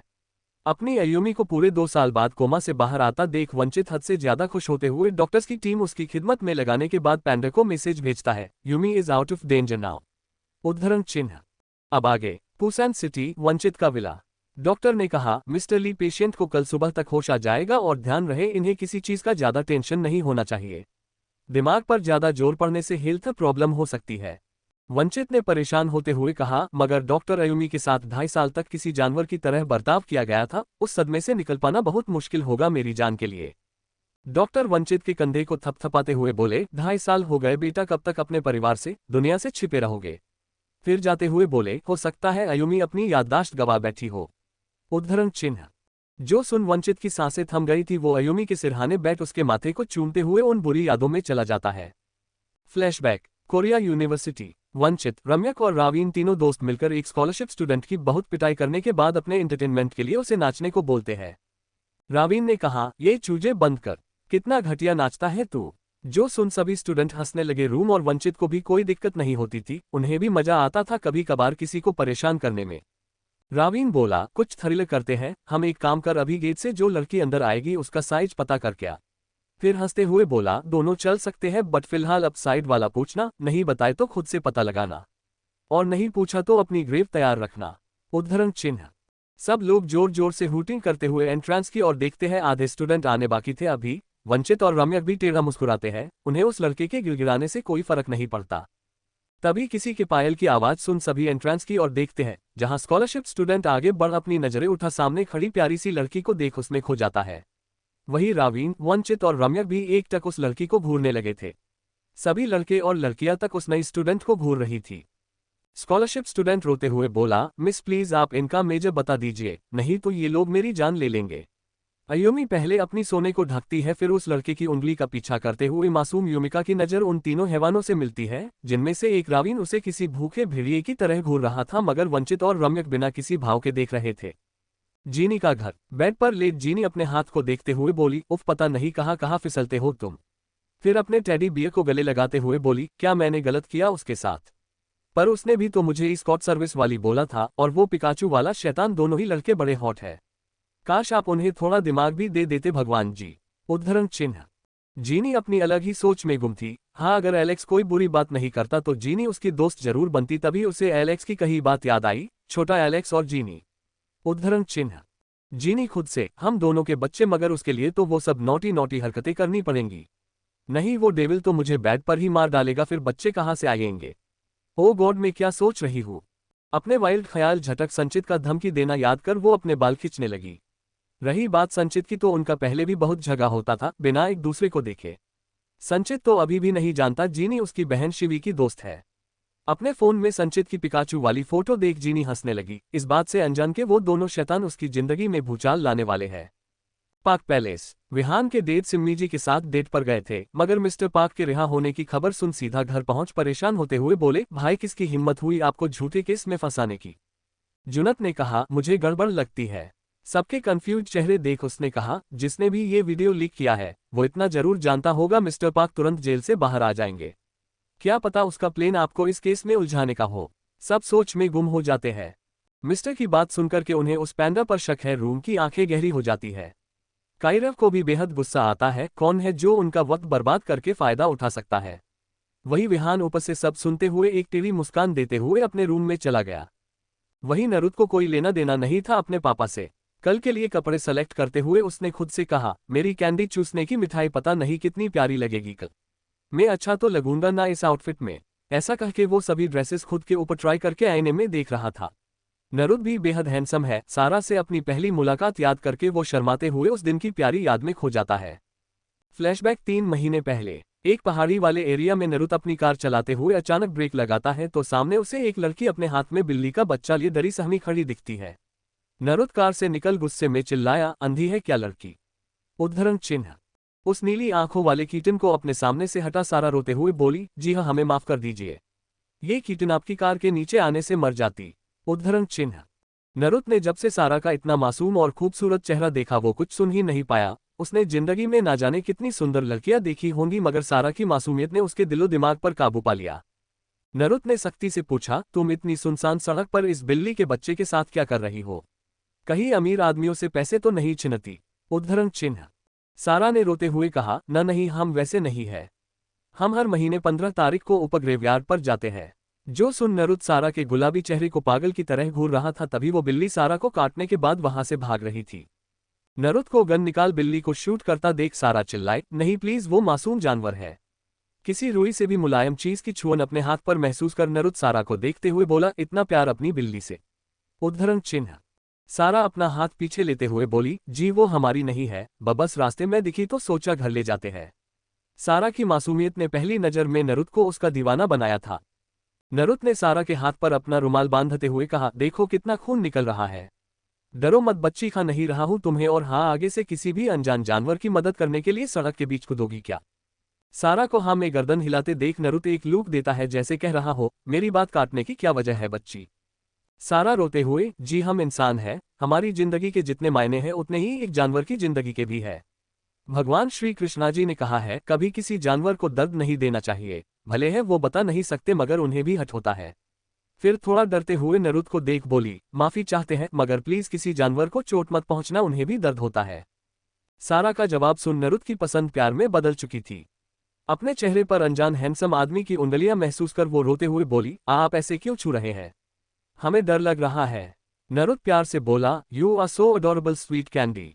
फिर सारा के हाथ से निकल रहे खून को देखते हुए बोला, दवाई ले लेना कैंडी, नहीं तो इंजेक्शन लगेंगे और आगे से अपनी जान खतरे में मत डालना। फिर धीरे से बड़बड़ाया, क्योंकि अब ये मेरी भी जान है। सारा को जाता देख नरुत अपने बालों में हाथ घुमाते हुए बोला, devil's angel, I think I am fell in love with your sweet candy. उद्धरण चिन्ह। Flashback and. कायरव का रूम। कायरव शावर लेते हुए सारा का मुलायम बदन याद करके गर्मी महसूस करके बोला, छुईमुई की याद में कभी खुद को तकलीफ देने का ख्याल नहीं आया तो आज क्यों उस जेली को याद करके मुझे बेचैनी हो रही है। क्या मैं उसे अभी वैसे प्यार करना चाहता हूँ। सारा के बारे में सोच उसके हाथ खुद ब खुद कहीं और फिसल जाते हैं। इतनी ठंड में भी वहां का माहौल बहुत गर्म हो चुका था। करीब 1 घंटे बाद वॉशरूम में कायरव की भारी सांसों का शोर रुकता है। कमर पर एक टॉवल लपेट अपने हाथ सहलाते हुए कायरव खुद से बोला, जली मेरे हाथों में पनप रहे इस दर्द का बदला तो मैं लेकर रहूंगा। उद्धरण चिन्ह। कायरव का बस चलता तो सारा को अभी अपनी बाहों में भर के अपना बना लेता मगर उसे पता है सारा के आंसू देख वो जरूर पिघल जाएगा। एक ब्लैक पेंट पहन कायरव सारा को याद करते हुए नींद के आगोश में चला गया।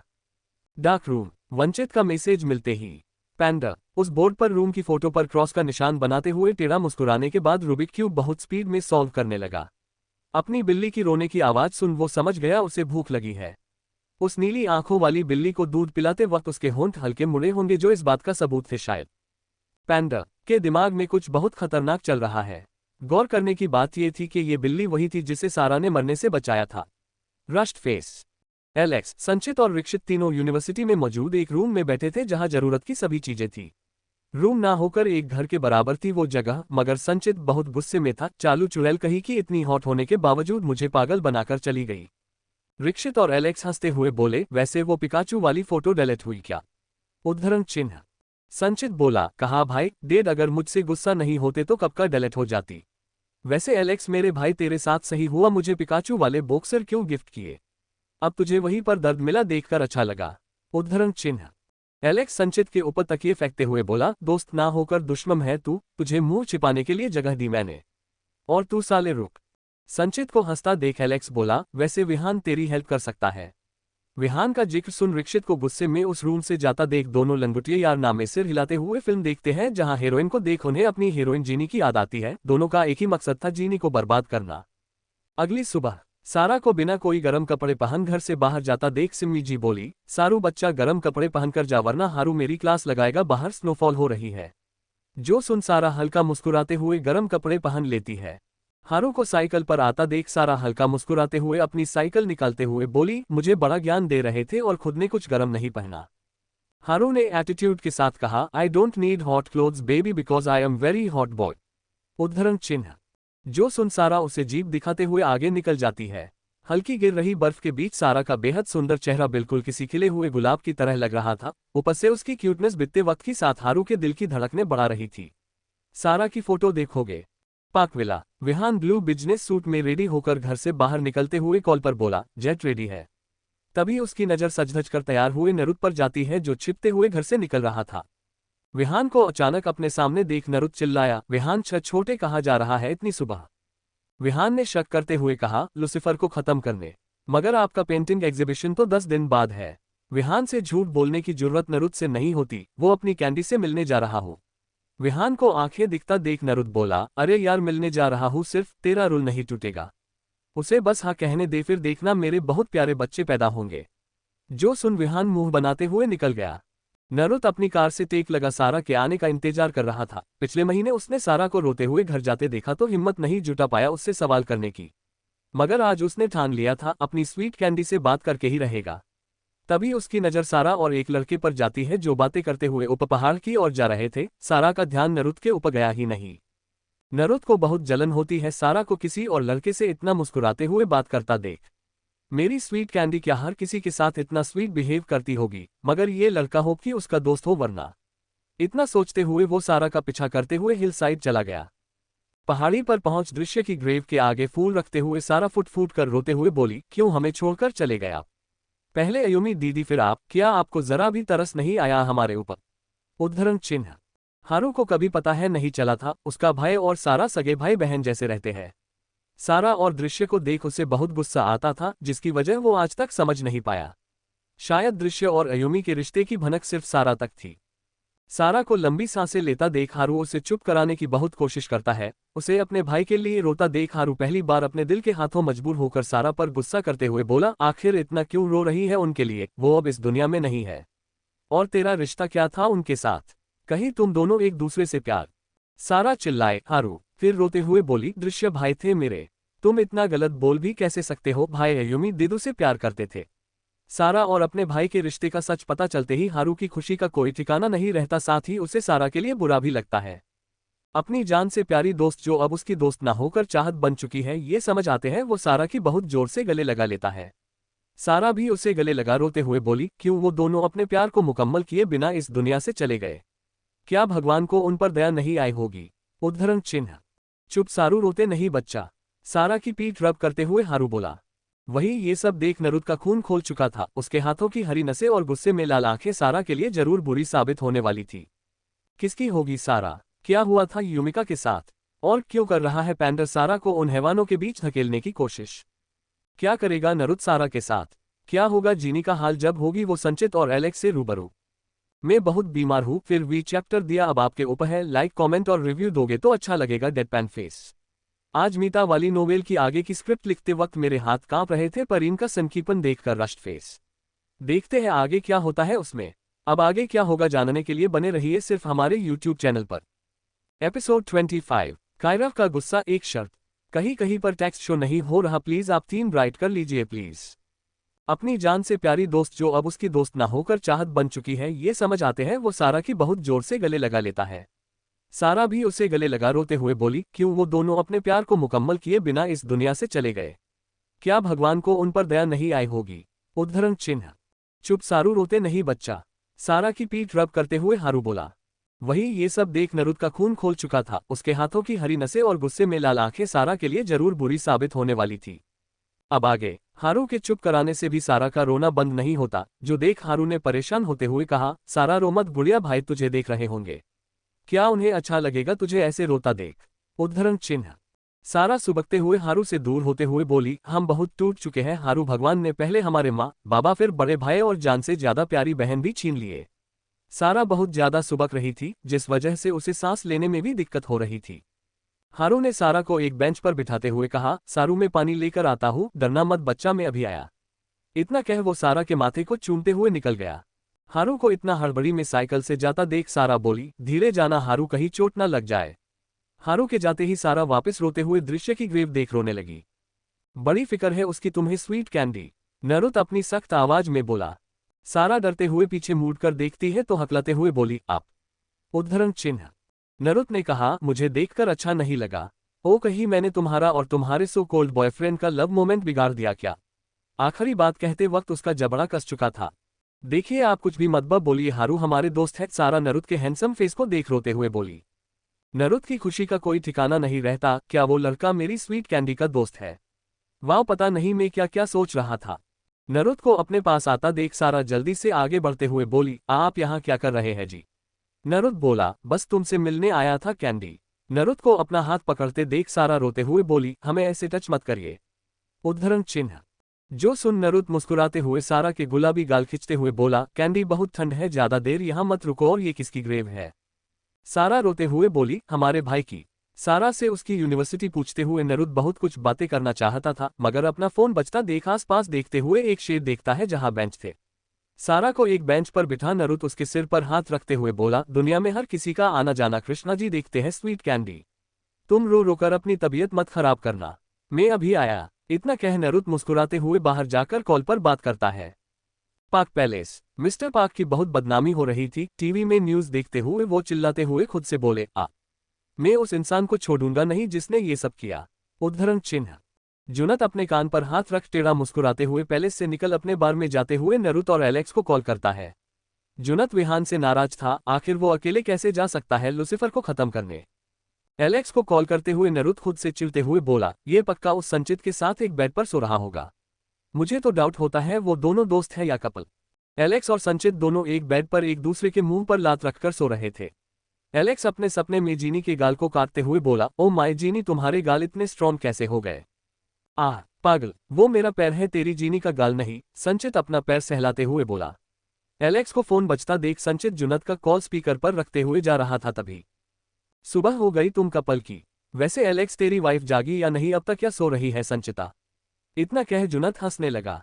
संचित चिढ़ते हुए बोला, ओए सुन जून के बच्चे, तूने मुझे बॉटम बोला कैसे? मैं टॉप पर रहता हूँ हमेशा। उद्धरण चिन्ह। एलेक्स चिल्लाया, पागल, वो हमें सच में कपल समझेगा। मगर संचित को कोई फर्क नहीं पड़ता, उसे तो इस बात से चिढ़ मच रही थी कि जुनत ने उसे वाइफ बोला। संचित बोला, मैं कितना हॉट हूँ, तू मुझे बॉटम बोला कैसे? उद्धरण चिन्ह। जुनत हंसते हुए बोला, तेरे शौक तो लड़कियों वाले हैं, पिकाचू वाले शैतान। जो सुन संचित के जीनी को सबक सिखाने इरादे और बुलंद हो चुके थे। जी बिल्कुल, जीनी ने यही कैप्शन रखा था अपनी पोस्ट पर। उनका मजाक खत्म होते ही जुनत बोला, बाहर जा रहा हूँ एक पुराने दुश्मन को निपटाने, आधे घंटे के अंदर बार में मिलो। संचित चाहते हुए बोला, मैं भी आऊंगा।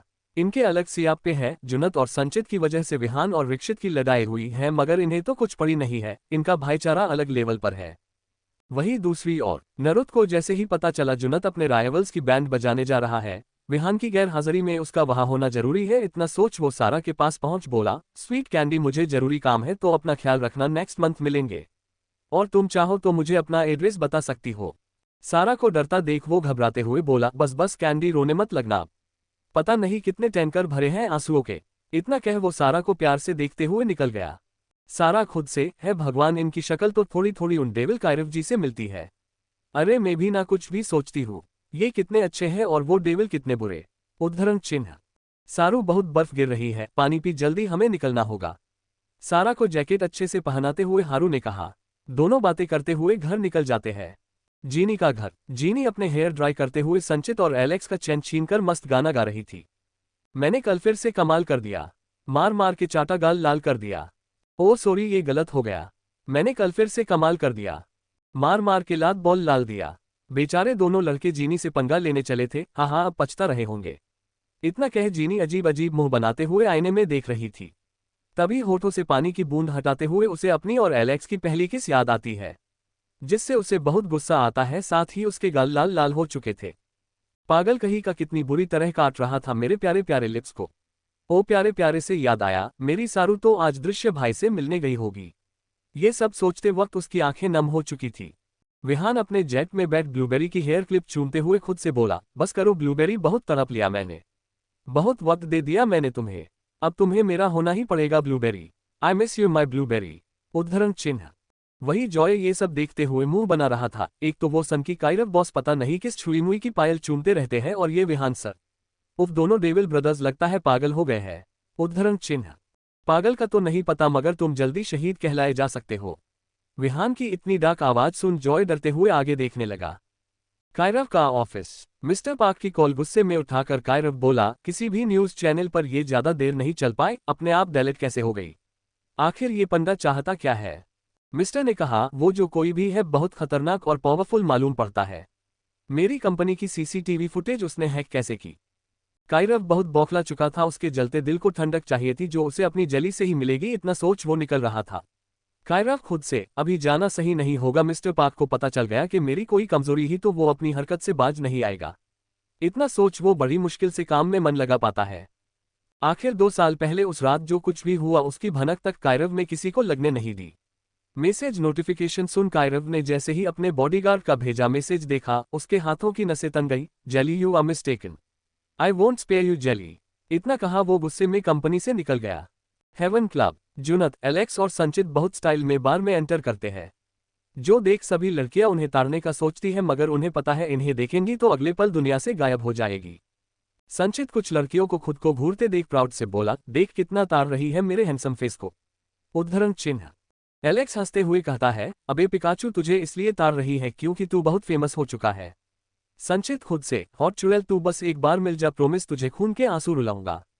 देखते हैं कौन रोएगा खून के आंसू। राय कैट फेस। जो सुन जुनत भी हंसता है, तभी उसकी नजर नरुत पर जाती है। नरुत का इशारा समझ तीनों वेस्टबैंड से रिवॉल्वर निकालते हुए एक रूम का दरवाजा तोड़ अंधाधुन फायर करते हैं। करीब 5 मिनट बाद पूरा रूम खून से रंग चुका था। इंस्पेक्टर उन गुंडों के पास से मौजूद ड्रग्स जमा करते हुए बोले, मिस्टर रायजादा, थैंक्स, आपने हमारा काम आसान कर दिया। ये बदमाश बहुत लड़कियों की जिंदगी बर्बाद कर चुके थे। दूसरे इंस्पेक्टर बोले, हमें कल के केस से रिलेटेड मिस्टर कायरव से बात करनी होगी। आप प्लीज उन्हें हेडक्वार्टर बुला लीजिए। कायरव, जो हारू और सारा की एक दूसरे से चिपकी हुई फोटो देख बौखलाकर सारा को सजा देने जा रहा था, जुनत का कॉल उठा और गुस्सा हो जाता है। अपनी गाड़ी टर्न करते हुए कायरव खुद से बोला, मेरा वेट करना बेबी, तुम्हें सजा देना बहुत जरूरी है। तुम्हारी हिम्मत कैसे हुई मेरी चीज होकर किसी और के करीब जाने की? कोरिया रीजन लेटर के region letter are Pusan city. Vanchit Yumika का प्यारा चेहरा देखते हुए वापस उस दिन की याद में चला गया। फ्लैशबैक। रावीन, रम्यक और वंचित तीनों ही युमिका के प्यारे चेहरे को घूर रहे थे। स्कॉलरशिप स्टूडेंट युमिका को कोई जवाब ना देता देख परेशान होते बोला, प्लीज बता दीजिए। उद्धरण चिन्ह। युमी अपनी आंसुओं से सनी आंखों से चारों ओर देख रही थी, तभी रावीन बोला, नाइस फिगर मिस न्यू कमर, तू तो बड़ी हॉट है। देख, इस लड़के का टास्क पूरा नहीं हुआ तो बेचारा इस दुनिया से टाटा बाय बाय हो जाएगा। रावीन की धमकी बहुत कठोर और सच मालूम पड़ते ही युमिका बेहद शर्मिंदगी से अपनी नजरें झुकाए धीरे से बोली, 32 रूम। और वंचित अभी भी अयुमी को बिना किसी भाव के घूर रहे थे। रावीन अपनी आंखों में बेहिसाब हवस लिए अयुमी की और बढ़ते हुए उसके हाथ साइड करने लगा जो उसके गले के नीचे कसे हुए थे। रावीन उसे छू पाता इससे पहले वंचित उसके हाथ साइड हटाते हुए बोला, चल मेरे पीछे। उद्धरण चिन्ह। रावीन, वंचित और रूम तीनों की दोस्ती बहुत गहरी थी, इसलिए मजबूरी में रावीन अयुमी को देख आंख मारते हुए बोला, नीस बेबी, अच्छे से ग्रो करना। सी यू सून माई काउ। उद्धरण चिन्ह। अयुमी डरते हुए अपनी सीट पर बैठने वाली थी, तभी एक लड़की उसे हल्का धक्का देती है जिससे अयुमी रूम की बाहों में गिर गई। अनजान हैंडसम लड़के के हाथ अपनी कमर और खुले पेट पर महसूस कर अयुमी कांप उठी। रूम को अयुमी की सॉफ्ट बॉडी बहुत पसंद आई थी। वो अपने सख्त हाथों में बार बार अयुमी की खुली कमर दबा रहा था। अयुमी डरते हुए अपने हाथ उसके हाथों पर रख कुछ बोलने वाली थी, मगर रूम की लाल आंखें देख वो कुछ ना बोल पाए। रूम खुद से, ब्लडी मिडिल क्लास गर्ल मुझे मना करेगी। मैं रूम पाक जिसने पहली बार किसी लड़की को छुआ तू मुझे मना करेगी। अपने दिमाग में बहुत कुछ शैतानी सोच वो अयुमी की कमर बहुत बुरी तरह से मसलता है। वही रावीन और वंचित को ना चाहते हुए भी ये नजारा बुरा लगा। वंचित चिल्लाया, room let's go, we don't have much time. उद्धरण चिन्ह। अयुमी के खड़े होते ही रूम उसके पेट पर चिमटी काटते हुए एक अजीब मुस्कान लिए क्लासरूम से निकल गया। वही अयुमी अपने लाल हो चुके पेट को सहलाते हुए रो रही थी। उसे तो उम्मीद ही नहीं थी उसका पहला दिन इतना बुरा होगा। एक खाली क्लासरूम में रावीन बोला, what the hell why did you stop me वंचित। उद्धरण चिन्ह। वंचित ने शांति से कहा, यह गलत है, तूने कभी किसी लड़की के साथ आज तक ऐसा नहीं किया रावी। उद्धरण चिन्ह। रूम तो गुस्से में उबल रहा था, आखिर उस 2 कौड़ी की लड़की उसकी हिम्मत कैसे हुई मुझे रोकने की। उद्धरण चिन्ह। रावीन ने गुस्से में कहा, डैम उसके ऊपर मेरा दिल तो नहीं बट जूनियर जरूर आया है। एन मुझे वो मेरे बेड पर चाहिए। उद्धरण चिन्ह। जो सुन पता नहीं क्यों रूम और वंचित को अच्छा नहीं लगा। रूम खुद से बोला, वो लड़की मेरे दिमाग के साथ नहीं खेल सकती, उसे बर्बाद होना पड़ेगा। उद्धरण चिन्ह। वंचित चिल्लाया, तू कभी दिल की सुनता कहा है, ये सब गलत है। रावीन उसे उकसाते हुए बोला, तू दिल की बात कर रहा है, मुझे तो लगता है तू मर्द ही नहीं है। रावी। वंचित अपना हाथ उठाते हुए बोला, अपने जिगर के टुकड़ों को एक लड़की के लिए लड़ता देख रूम गुस्से में बोला, उस 2 कौड़ी की लड़की के लिए मत लड़ाई करो। उद्धरण चिन्ह। रावीन ने कहा, ये फट्टू कभी खुद भी मजे नहीं लेगा और हमें भी लेने नहीं देगा। उद्धरण चिन्ह। मेरी मर्दानगी का सबूत चाहिए now, tell me what should I do. Vanchit चिल्लाया। जो सुन रूम शैतानी मुस्कान मुस्कुराते हुए बोला, न्यू कमर को बर्बाद कर पाएगा, उसकी इनोसेंस छीनते हुए वीडियो बनाना, वो बहुत चीखी तो समझ लेंगे तू। उद्धरण चिन्ह। रावीन बोला, मगर वही क्यों, ठीक है मगर तेरा काम होते ही मुझे सौंप देना। वंचित का मन नहीं था मगर वो तीनों इतने भी अच्छे नहीं थे। रूम को तो उससे बदला लेना था, आखिर उसने रूम को खुद से दूर करना चाहा। वही रावीन कॉम्प्रोमाइज करने के लिए तैयार था, इस्तेमाल हो चुकी ही सही मगर उसे वो चाहिए थी। वंचित भी कुछ सोच शर्त लगाने के लिए मान गया था। मैं कहा हूँ, युमिका नींद से उठते हुए बोली। वंचित अपनी सोच से बाहर निकल अयुमी को बहुत खुशी से उठाता है, अयुमी जान उठ गया बच्चा, आराम से सोना। उद्धरण चिन्ह। अयुमी अपनी आंखें खोल एकदम से बंद करती है। 2.5 साल तक एक अंधेरे कमरे में बंद रहना और 2 साल तक कोमा में रहकर जरा भी रोशनी उसको नसीब नहीं हुई थी। 5 मिनट बाद नॉर्मल होते हुए अयुमी वंचित का चेहरा धीरे धीरे अपने कांपते हाथों में थामकर बोली, वंचित तुम जिंदा हो। उद्धरण चिन्ह। वंचित रोते हुए हाँ में गर्दन हिलाकर अयुमी के गले लग गया। अयुमी भी उसे अपनी बाहों में भर लेती है। थोड़ी देर बाद अयुमी को कुछ याद आते ही वो जोर जोर से रोते हुए पैनिक करते हुए बोली, वंचित मेरा बच्चा कहाँ है। अयुमी को हद से ज्यादा पैनिक करता देख वंचित घबराते हुए डॉक्टर को बुलाता है। स्टोरी कैसी लगती है बता देना, क्योंकि मैं डिमोटिवेट हो चुकी हूँ। एग्जाम्स पर फोकस करूंगी यार, स्टोरी बाद में कंटिन्यू करूंगी आप कहोगे तो।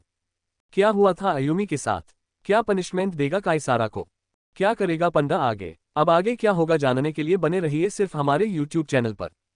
Episode 26, pregnancy the trap. Ayumi अपनी आंखें खोल एकदम से बंद करती है। 2.5 साल तक एक अंधेरे कमरे में बंद रहना और 2 साल तक कोमा में रहकर जरा भी रोशनी उसको नसीब नहीं हुई थी। 5 मिनट बाद नॉर्मल होते हुए अयुमी वंचित का चेहरा धीरे धीरे अपने कांपते हाथों में थामकर बोली, वंचित तुम जिंदा हो। उद्धरण चिन्ह। वंचित रोते हुए हाँ में गर्दन हिलाकर अयुमी के गले लग गया। अयुमी भी उसे अपनी बाहों में भर लेती है। थोड़ी देर बाद अयुमी को कुछ याद आते ही वो जोर जोर से रोते हुए पैनिक करते हुए बोली, वंचित मेरा बच्चा कहाँ है। अयुमी को हद से ज्यादा पैनिक करता देख वंचित घबराते हुए डॉक्टर को बुलाता है।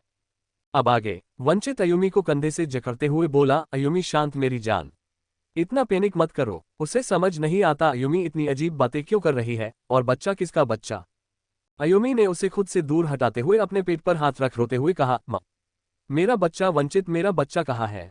वंचित को लगा अयुमी को गहरा सदमा लगा है। अयुमी का बच्चा कहाँ से आएगा, वो तो 2 साल से कोमा में है। अयुमी का चेहरा अपने हाथों में थाम वंचित परेशानी से बोला, अयुमी होश में आओ, तुम्हारा कोई बच्चा नहीं है, तुम्हें आराम की जरूरत है। चिताक। वंचित को एक थप्पड़ मारते हुए अयुमी रोते हुए बोली, खबरदार जो मेरे बच्चे के बारे में कुछ कहा। फिर उसके गले लग फुट फुट कर रोते हुए बोली, मेरा बच्चा मर गया वंचित, मर गया। वंचित किसी भूत की तरह अपनी जगह पर जम गया था। क्या उसकी अयुमी प्रेग्नेंट थी? तभी उसे याद आता है उनकी घिनौनी शर्त जिस रात पूरी हुई थी अयुमी प्रेग्नेंट हो चुकी थी। मगर रूम ने अयुमी को 2.5 साल तक कैद करके रखा था। अयुमी का बच्चा कहाँ होगा, ये सोच सोचकर उसे बहुत बेचैनी हो रही थी। वंचित ने अयुमी का चेहरा अपने हाथों में थामकर कहा, बेबी तुम तो उस रात के बाद प्रेग्नेंट हुई थी। बेबी बोलो ना, हमारा बच्चा कहाँ है, वो अब कितना बड़ा हो गया होगा, 3 साल का हो गया होगा ना जान। एक अजीब खुशी उसके दिल में हो रही थी, क्या उसके प्यार सोरी शर्त की निशानी इस दुनिया में मौजूद है। उसकी बात सुन अयुमी रोते हुए बोली, मेरे बच्चे को मार दिया था वंचित उस रम्यक ने। अभी 2 साल पहले जब हमारा एक्सीडेंट हुआ था, हम समंदर में गिरे थे, उस वक्त में 4 मंथ्स प्रेग्नेंट थी, मेरा दूसरा बच्चा भी मुझे छोड़कर चला गया, वंचित छोड़कर चला गया। इतना कह वो बदहवास सी रोए जा रही थी। क्या मेरी अयुमी और मेरे बच्चे को उस रम्यक ने मार डाला? और कोमा में जाने से पहले मेरी जान प्रेग्नेंट थी, मतलब वो दूसरा बच्चा रूम का था। यही सब सोचकर वंचित बौखला चुका था, साथ है उसे अयुमी के लिए बहुत बुरा भी लग रहा था। वंचित रोते हुए अयुमी का चेहरा अपने हाथों में थामकर बोला, अयुमी तू रो मत जान प्लीज। उस रम्यक को मैं खून के आंसू रुलाऊंगा। उसने मेरे बच्चे को मुझसे छिना है, मैं उसे जान से मार। अयुमी एक व्यंग भरी मुस्कान देते हुए बेहिसाब दर्द के साथ बोली, तुम्हारा बच्चा? तुम अकेले थे क्या मेरे साथ उस रात? मैं आधी बेहोशी में रो रही थी, मगर तुम लोगों ने मुझे नोचना नहीं छोड़ा। फिर वंचित का कॉलर पकड़ गहरी सांसें लेते हुए बहुत गुस्से में बोली, कैसे कह सकते हो वो तुम्हारा बच्चा था? वो रावीन भी तो मुझे। उद्धरण चिन्ह। इतना कह वो फुट फुट कर रोने लगी। रावीन का जिक्र होते ही अयुमी को कॉलेज के वो भयानक दिन याद आए जहां रावीन ने अयुमी की जिंदगी नर्क से बदतर बनाई थी। ये सब सुनकर वंचित को अपने उपहद से ज्यादा गुस्सा आता है। आखिर क्यों उसने अयुमी की मासूमियत उसकी मर्जी के बिना छीनी? क्यों रावीन के इरादे वक्त रहते समझ नहीं पाया? वंचित ने कहा, यह अयुमी क्या रूम का बच्चा तेरे पेट में था? जो सुन अयुमी अपनी आंखों में बेहिसाब दर्द लिए बोली, हाँ वो मेरे जबरदस्ती वाले पति का बच्चा था जो इस दुनिया में नहीं रहा।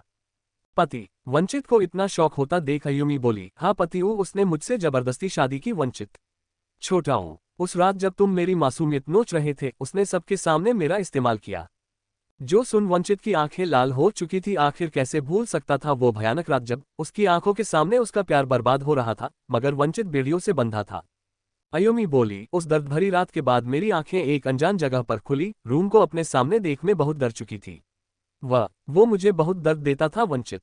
तुम्हारा नाम लिया तो मुझे रात भर रुलाता था। वो मुझे यहाँ रोज रात दर्द देता। अयुमी को बेहोश होता देख वंचित उसे बाहों में थामते हुए बेड पर लिटाते हुए बाहर खड़े डॉक्टर को अंदर बुलाकर अयुमी के नाजुक चेहरे को देखते हुए रोने लगा। तभी उसे याद आता है 2 साल पहले उस भयानक हादसे से जिंदा बचने के बाद पैंडर ने उसकी और अयुमी की बहुत मदद की, मगर वो कभी सामने नहीं आया। पैंडर ने मुझसे ये बात छिपाई कैसे कि मेरी अयुमी मां बनने वाली थी, और उसका बच्चा कैसे मर गया। पैंडर को एक मैसेज भेज वो रोते हुए अयुमी को देखने लगा।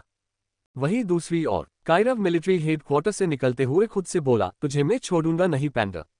तेरी वजह से वो बूढ़ा मिस्टर पार्क मेरा वक्त बर्बाद कर रहा है। जिस दिन मिलेगा तेरे टुकड़े टुकड़े कर दूंगा। उद्धरण चिन्ह। तभी सारा और हारू की गले लगाए फोटो याद कर वो बौखलाते हुए कार स्टॉप करके बोला, तुझे समझ नहीं आता ना लड़की?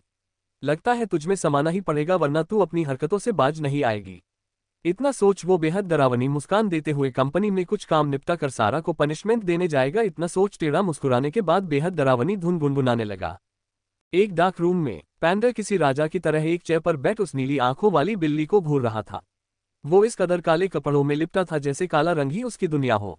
अपने फोन में वंचित का मैसेज देख वो गुस्से में उस बोर्ड की ओर बढ़ गया जहां पूरी पाक फैमिली की फोटो के बीचों बीच सारा की फोटो लगी थी। पहले रूम की फोटो पर क्रॉस का निशान बनाते हुए वो सारा की फोटो पर क्रॉस मार्क का निशान बनाते हुए वो टेढ़ा मुस्कुराया होगा, मगर हर बार की तरह उसके मास्क पहनने की वजह से कुछ नहीं दिख पाता। पैंडर बड़ी सी कंप्यूटर स्क्रीन के सामने पहुंच अपनी उंगलियां कीबोर्ड पर नचाते हुए मिस्टर पार्क को अपनी दूसरी इट जो अंडरवर्ल्ड में इस्तेमाल करता है, जिसका सिर्फ नाम लेने से ही वो एक पैर पर दौड़ते हुए डील लेने आएंगे। पैंडर अपना टाइप किया हुआ मैसेज देख टेढ़ा मुस्कुराता है जिसमें लिखा था, Mister Park I am assistant of we the Emperor of Black World inviting you on Jeju Island to sign a deal of sports club. I hope you will send some youngsters to have nice suggestion regarding the ice hockey club. Mister park में underworld के सम्राट we का assistant आपको hockey club business में join होने के लिए जेजू island पर आने का निवेदन करते हुए कहता हो आप कुछ जवान बच्चे भेजे जो आइस हॉकी क्लब के लिए अच्छे सुझाव दे। Assistant of underworld emperor V. फिर अपना फोन निकाल किसी को मैसेज भेजता है, कल वो एडवर्टाइजमेंट 3 लोगों के घर पहुंच जानी चाहिए, और याद रहे किसी को भी शक ना हो। उद्धरण चिन्ह। शाम का वक्त। विहान लैपटॉप पर चल रही अपनी उंगलियां रोक मिस्टर पार्क की कॉल रिसीव करते हुए बोला, हम। उद्धरण चिन्ह। मिस्टर पार्क ने खुश होते हुए कहा, विन तुम भरोसा नहीं करोगे मुझे अंडरवर्ल्ड से वी का मैसेज आया था, जेजू आइलैंड पर स्पोर्ट क्लब की डील साइन करने बुलाया है। विहान ने शांति से कहा, आप कितनी जल्दी दूसरों के बहकावे में आ जाते हो। पैसे चाहिए तो मुझसे डील साइन कर लो। उद्धरण चिन्ह। मिस्टर पार्क बोले, नहीं तुम बच्चे हो, ज्यादा नहीं जानते, मुझे बहुत फायदा होगा उसके साथ डील करने सर। विहान का कॉल कटा हुआ देख वो गुस्से में खुद से बोले, विहान तुझे तो मैं छोड़ूंगा नहीं, मेरे हाथ में वापस पौवा आने दे, फिर देख वी की मदद से तुझे कैसे बर्बाद करता हूँ। इस एम्पायर का शेर में हूँ सिर्फ मैं। वही विहान एक टेढ़ी मुस्कान मुस्कुराते हुए खुद से बोला, जंगल में एक ही शेर अच्छा लगता है प्यारे बड़े पापा जी। उसकी कातिल हंसी किसी के भी दिल में दहशत पैदा करने के लिए काफी थी। जो देख जॉय बहुत डर चुका था। कितनी देर लगेगी? विहान बोला ब्लूबेरी की हेयर क्लिप अपनी जेब से निकालते हुए। बस 4 घंटे बॉस, जॉय बोला डरते हुए। Park palace. जुनत, एलेक्स, संचित तीनों बैठकर बात कर रहे थे। विहान मौजूद नहीं था इसलिए संचित यहां पर रुका था। बड़ी मिन्नतों के बाद रिक्षित की मंजूरी मिलने से बेचारा अपने जिगरी दोस्त एलेक्स के घर आ पाया। वही नरुत सारा की याद में गुम होकर अपने हाथ को मुस्कुराते हुए देखकर बार बार चूम रहा था। जो देख तीनों लड़के शौक होते हुए बोले, शेयरफुल क्या कर रहे हो भाई, अपने हाथ को क्यों किसी कर रहे हो। संचित की बात सुन नरुत अपने हाथ को चूमते हुए बोला, मेरी स्वीट कैंडी का टेस्ट है, उसका टच है, तुम नहीं समझोगे। उद्धरण चिन्ह। जो सुन तीनों लड़के अपना सर खुजाते हुए बोले, अजीब हरकत है। उद्धरण चिन्ह। अपना हाथ चूमते हुए नरुत कमरे में जाते हुए बोला, जिस दिन प्यार में पड़ोगे सब समझ जाओगे। जब से नरुत ने सारा के गालों को टच किया था, बेचारा एक हाथ से गाड़ी चलाकर क्लब गया। सारा का टच मिट ना जाए अपने हाथों से, इसलिए उसने अपने हाथ को बहुत काबू में रखते हुए किसी चीज से टच नहीं होने दिया। मिस्टर पार्क नरुत के सामने आते हुए बोले, रुको नरुत बेटा। फिर सबकी ओर देखते हुए बोले, तुम सबको कल जेजू आइलैंड जाना है, कुछ बिजनेस डील है और अपनी वेकेशन एंजॉय करना। जो बात सुन सब राजी हो गए। नरुत भी उन्हें बिना किसी भाव के घूरते हुए चला गया। सारा का घर के बाहर से सिम्मी जी बोनफायर जलाते हुए बोली, सारू बच्चा बाहर आ, देख जीनी और हारू भी आए हैं। उद्धरण चिन्ह। सारा अपना फोन लेकर बाहर आ रही थी तभी किसी का कॉल आता देख चहकते हुए बोली, खाना खाया आपने। सामने वाले की बात सुन सारा मुस्कुराते हुए बोली, हाँ हम अभी बाहर जा रहे हैं बोनफायर जलाने। हाँ बेबी हम जल्दी आपसे मिलने आएंगे। I love you so much, miss you my love. इतना कह सारा प्यार से 10-12 किसेस देते हुए कॉल रखते हुए बाहर चली गई। कल का धमाका। सारा के गले को दबाते हुए कायरव चिल्लाया, चल तुझे सजा दे दी जाए जली। ये दर्द तुझे हमेशा याद दिलाएगा कि दूसरे आदमियों से दूर रहना है। इतना कह उसने सारा को बेड पर फेंक दिया और अपनी शर्ट निकालने के बाद बोला, let me destroy you sweet jelly. Jeju island पर फ्री ट्रिप जाएगी ये सुन हारू और जीनी सारा के कपड़े पैक करने लगे। वही संचित, नरुत, जुनत और एलेक्स भी अपनी बैग पैक कर रहे थे जेजू आइलैंड पर जाने के लिए। क्या ही पांडा की चाल। क्या हुआ था अयुमी के साथ? कौन है पांडा जिसका दूसरा नाम भी है? अब आगे क्या होगा जानने के लिए बने रहिए सिर्फ हमारे YouTube चैनल पर। एपिसोड 27, हाउ डरे यूर जली। सारा का घर के बाहर से सिम्मी जी बोनफायर जलाते हुए बोली, सारू बच्चा बाहर आ, देख जीनी और हारू भी आए हैं। उद्धरण चिन्ह। सारा अपना फोन लेकर बाहर आ रही थी तभी किसी का कॉल आता देख चहकते हुए बोली, खाना खाया आपने। सामने वाले की बात सुन सारा मुस्कुराते हुए बोली, हाँ हम अभी बाहर जा रहे हैं बोनफायर जलाने। हाँ बेबी हम जल्दी आपसे मिलने आएंगे। I love you so much, miss you my love. इतना कह सारा प्यार से 10-12 किसेस देते हुए कॉल रखते हुए बाहर चली गई। अब आगे USA, वॉशिंगटन DC। विहान अपने जेट से उतरते हुए जॉय से बोला, inform that loser Lucifer that panther is arrived. Joy message send करते हुए बोला, बॉस वो मिस्टर पार्क नरुत, एलेक्स और जुनत सर को कल जेजू आइलैंड भेज रहे हैं। विहान टेढ़ा मुस्कुराते हुए सामने खड़े अमेरिका के बड़े बिजनेसमैन से हाथ मिलाते हुए उस बुगाटी कार से निकल जाता है। बहुत सी फीमेल बॉडीगार्ड विहान के एक झलक पाने के लिए वहां मौजूद रहना चाहती थी मगर उन्हें अपनी जान बहुत ज्यादा प्यारी थी। विहान को औरतें अपने आसपास भी पसंद नहीं, उसका मानना था वो सिर्फ अपनी ब्लूबेरी का है। उसे देखने का, बाहों में भरने का, प्यार करने का हक सिर्फ उसकी ब्लूबेरी का है। Park palace. मिस्टर पार्क बहुत खुश होते हुए विहान के पापा से चहकते हुए बोले, देख छोटे हमें अंडरवर्ल्ड के एम्पर वी स्पोर्ट क्लब में बिजनेस पार्टनर बनने का इनविटेशन दिया है। सोच छोटे मेरी डूबती हुई कंपनी को करोड़ों का फायदा होगा। उद्धरण चिन्ह। मिस्टर हान को कुछ गड़बड़ लगती है। मतलब वी इतना किस हद तक अमीर है, उसकी पावर इतनी है कि उसे किसी से बिजनेस डील करने की जरूरत नहीं है। उन्होंने अपने बड़े भाई को बहुत समझाया मगर उनके दिमाग में पैसों की लालच जाने का नाम नहीं लेती। विहान के पापा ने आखिरी कोशिश करते हुए कहा, भाई सोच समझकर फैसला लेना। कितना खतरनाक है ये बात हम सब अच्छे से जानते हैं, भले ही किसी ने उसे देखा नहीं है मगर वी और पैंथर दोनों पूरे क्राइम वर्ल्ड के बादशाह हैं। वही दूसरी ओर नरुत मूवी चेंज करते हुए बोला, तुम सब कितने अजीब हो, ऐसी मूवीज क्यों देखते हो? सबका मुंह बनता देख नरुद बोला, 365 days is not my type movie dude. संचित चिढ़ते हुए, क्यों भाई, अच्छी तो है, कितना रोमांस है मूवी में। एक मिनट, कहीं आप वो तो नहीं हो। जुनत चिढ़ते हुए बोला, संचित के बच्चे नरुद भाई को कुछ मत बोल। जो सुन रूम मुस्कुरा देते हैं। उफ, उनके भतीजे कितना प्यार है सब में, बस ऐसे ही बरकरार रहे। एलेक्स हंसते हुए बोला, सही तो बोला मेरे यार ने। नरुद को आज तक तुमने किसी लड़की को घूरते हुए देखा? मुझे तो डाउट होता है कहीं हमारा नरुद। उद्धरण चिन्ह। नरुद टेढ़ा मुस्कुराते हुए कहता है, बच्चे सबूत तो मिलेगा सबको जब मेरी स्वीट कैंडी की गोद में मेरे 4-5 चुन्नू मुन्नू होंगे। चुन्नू मुन्नू सुन एलेक्स को उस दिन जीनी की कही बात याद आई। सुनिए जी, दवाई लगा देती हूँ, नहीं तो हमारे चुन्नू मुन्नू को आगे दिक्कत होगी। एक अजीब गुदगुदी एलेक्स के दिल में हो रही थी, मतलब उसके और जीनी के बच्चे। कितना मजा आएगा उन्हें प्रिपेयर करने में। जुनत हंसते हुए बोला, वैसे भाई बात बनी आपकी अपनी स्वीट कैंडी के साथ? कुछ किया क्या हम? नरुद को ब्लश करता देख तीनों मुंह बनाते हैं, रूम भी अजीब लुक देते हैं। सच में देविल शर्माते हुए अजीब दिखता है। नरुद, मेरी कैंडी बहुत ज्यादा सॉफ्ट है, इतनी कि उसे छूने भर से भी डर लगता है कहीं हट ना हो जाए। संचित, इतनी सॉफ्ट है तो आप बहकते नहीं हो कभी? आपका दिल नहीं करता कभी कुछ कुछ करने का? नरुद, करता है छोटे, बहुत मन करता है, बस उसे दर्द ना पहुंचा दूं, ये सोचकर दिल गवाही नहीं देता वो सब सोचने के लिए। और प्यार मुकम्मल करने के लिए जिस्मानी रिश्ते उतने जरूरी नहीं होते। अजीब बात है, वैसे लास्ट टाइम कब मन किया था आपका? संचित को नोटी होता देख एलेक्स चिढ़ गया। 3 महीने पहले अपनी स्वीटी को देखने के बाद उसी रात बहुत बेचैनी हो रही थी, पर खुद को समझा दिया प्यार में जिस्म की चाहत नहीं होती। एलेक्स, जुनत और संचित सर खुजाते हुए रूम को देखते हैं। जो समझ रूम बोले, चाचू हूं तुम्हारा दोस्त नहीं यार। सबको खुद को इतना शिद्दत से घूरता देख रूम बोले, मेरी अयुमी का कॉलेज में दूसरा दिन होगा, उसे परेशान करने के लिए स्टूडेंट्स ने बॉयज वॉशरूम के बाहर गर्ल वॉशरूम का बोर्ड लगाया था। फ्लैशबैक। स्पोर्ट क्लास खत्म होते ही अयुमी बोर्ड देखते हुए बॉयज वॉशरूम में चली गई, जहां रूम अपने कपड़े बदल रहा था फुटबॉल मैच के लिए। उफ, ये टी शर्ट कितना टाइट है। किसी की मीठी आवाज सुन रूम टॉवल लपेटकर बाहर आते हुए अयुमी को देखता है जो सिर्फ एक स्पोर्ट वियर में थी। उसकी परफेक्ट शेप बॉडी देख रूम ने उसके दोनों जिस्म को जकड़ते हुए कहा, यू आर परफेक्ट बेबी। अयुमी सिसकते हुए बोली, हाँ हमें दर्द हो रहा है। अयुमी की बात सुन रूम तिरछा मुस्कुराते हुए बोला, कहाँ दर्द हो रहा है बेबी? अयुमी कुछ नहीं कहती जो देख रूम बेहद जोर से दबाव बनाता है तो अयुमी रोते हुए बोली, प्लीज मैजेस्टी छोड़ दीजिए ना। ऑफ कोर्स रूम के पिता का कॉलेज था, उन तीनों हैवानों को मैजेस्टी बुलाते थे सब। फेयरफुल। जो सुन रूम तिरछा मुस्कुराते हुए उसे अनड्रेस होने को कहते हुए अपनी हालत देख अयुमी को एक वॉशरूम में ले जाते हुए दरवाजा बंद करते हुए अयुमी के गुलाबी बदन को देखते हुए पागल हो चुका था। आधे घंटे बाद अयुमी अपनी टी शर्ट पहन रोते हुए वॉशरूम से भाग गई जो देख रूम अपने हाथ सहलाते हुए टेढ़ा मुकुराते हुए अपनी की हुई हरकत याद करके बोला, why did I do that myself? I could use her too, but instead of that I preferred my poor हा एंड आयश। मतलब आप तो बहुत पहुंची हुई चीज निकले चाचू। संचित की बात से अग्री होते हुए सब जुनत को देखते हैं। उनकी बात समझते हुए जुनत बोला, ऐसी कोई लड़की पैदा नहीं हुई जो जुनत रायजादा के ख्यालों में अपनी जगह बना सके। मेरे दिमाग के साथ खेल जाए इतनी किसी औरत के बस की बात नहीं है।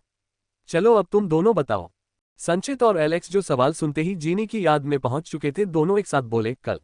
जुनत और नरुद का हैरानी भरा चेहरा देख दोनों जीनी को याद करते हुए सब कुछ गुस्से में बताते हैं, मगर उन्हें नीचे अजीब हलचल महसूस हो रही थी जीनी को याद करते हुए। उनकी दर्द भरी दास्तान सुन जुनत बहुत हंसता है, रूम भी हल्का मुस्कुराता है। अयुमी की यादें उसे चाहकर भी खुश नहीं रहने देती, क्योंकि उन यादों में अयुमी सिर्फ दर्द में तड़प रही होती थी, जो याद करके रूम को बहुत तकलीफ होती है। नरुद ज्यादा रिएक्ट नहीं करता क्योंकि कैंटीन में वो पहले सब सुन चुका था। चारों अपने कपड़े पैक हुए या नहीं इतना पूछ सोने चले गए। आखिर जेजू आइलैंड का मौसम नज़ारा बहुत अच्छा है। पोल्यूशन से दूर नेचर के बीच रहने की एक्साइटमेंट उनके चेहरों से साफ बयान हो रही थी। मगर एलेक्स का हाल बहुत बुरा था, उसने ठान लिया था जीनी को बर्बाद नहीं करेगा तब तक चैन से नहीं बैठेगा। कायरव कंपनी से बेहद गुस्से में निकलते हुए खुद से बोला, तुझे सजा देनी जरूरी है लड़की। तू मेरी चीज होने के बावजूद किसी और लड़के के क्लोज कैसे जा सकती है? तभी जॉय का भेजा मैसेज देख खुद से बोला, पता नहीं लूसीफर के बच्चे का क्या होगा। उसकी वो डरावनी मुस्कान साफ बयान कर रही थी जैसे लूसीफर की शामत आने वाली हो।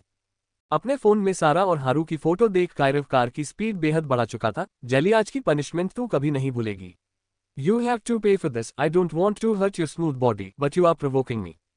सारा का घर। बोनफायर के आसपास बैठ जीनी के कारनामे सुन सब हंसते हुए सारा के हाथ से बनी रामेन एंजॉय कर रहे थे।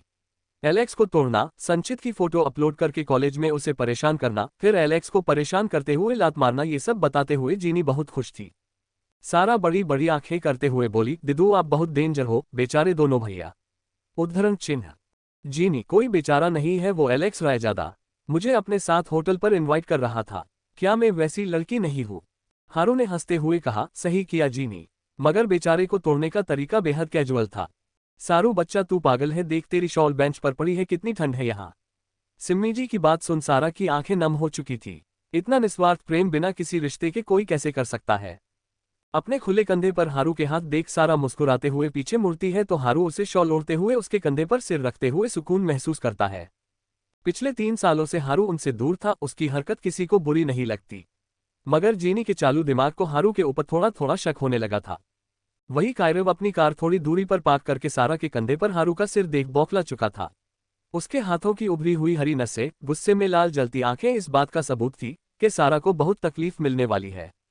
कायरव तो पिछले 10 मिनट से वहां खड़े होकर अच्छे मौके का इंतजार कर रहा था ताकि वो सारा को दबोच सके। ये मिलिट्री एरिया है, इसलिए कायरव कोई बखेड़ा खड़ा नहीं करना चाहता था। पहले ही मिस्टर पार्क ने मिलिट्री से पंगे लिए थे। कायरव किसी से डरता नहीं है, मगर इस बात की भनक उसके घटिया बाप को लगेगी तो वो जरूर कायरव की कमजोरी कह लो या जरूरत सारा को टारगेट जरूर करेगा। सारा को घर में जाता देख कायरव पीछे के रास्ते घर में घुस एक हाथ से सारा का मुंह दबाते हुए उसके रूम में ले गया। इससे पहले भी कायरव सारा के रूम में घुसकर बदतमीजी कर चुका था, इसलिए उसे पता था सारा का रूम कौन सा है। सारा को झटपटाते देख कायरव डेंजर आवाज में बोला, डोंट यू डरे जली, और चिल्लाने का इतना ही शौक है तो तेरी चीखें सब सुनेंगे, मगर अफसोस तुझे बचा नहीं पाएंगे। कायरव की बात सुन सारा ने झटपटाना बिल्कुल बंद कर दिया। उसने हिम्मत तक नहीं की कायरव से कुछ पूछने की। कमरे में दाखिल होते हुए कायरव सारा को छोड़ देता है। बड़ी मुश्किल से गिरने से बचते हुए वो कायरव को देखती है जो दरवाजा बंद करते हुए गुस्से में उसकी ओर बढ़ते हुए बोला, मना किया था ना किसी लड़के के करीब मत जाना। हाउ डरे यू जली, व्हाई डिड यू डिसोबे मी? सारा अपने आंसू पोंछ पीछे जाते हुए बोली, सर हम वो। कायरव अपनी शर्ट की बटन खोलते हुए दांत पीसकर बोला, मुंह में दही जम गया है जली। कायरव की लाल आंखें, गुस्से भरा चेहरा, शर्ट से झांक रहे 8 पैक एब्स देख सारा रोते हुए कुछ बोलने वाली थी, तभी कायरव उसका गला दबाते हुए बोला, गलती कर दी जली तूने। तुझे मना किया था ना किसी गैर मर्द के करीब मत जाना।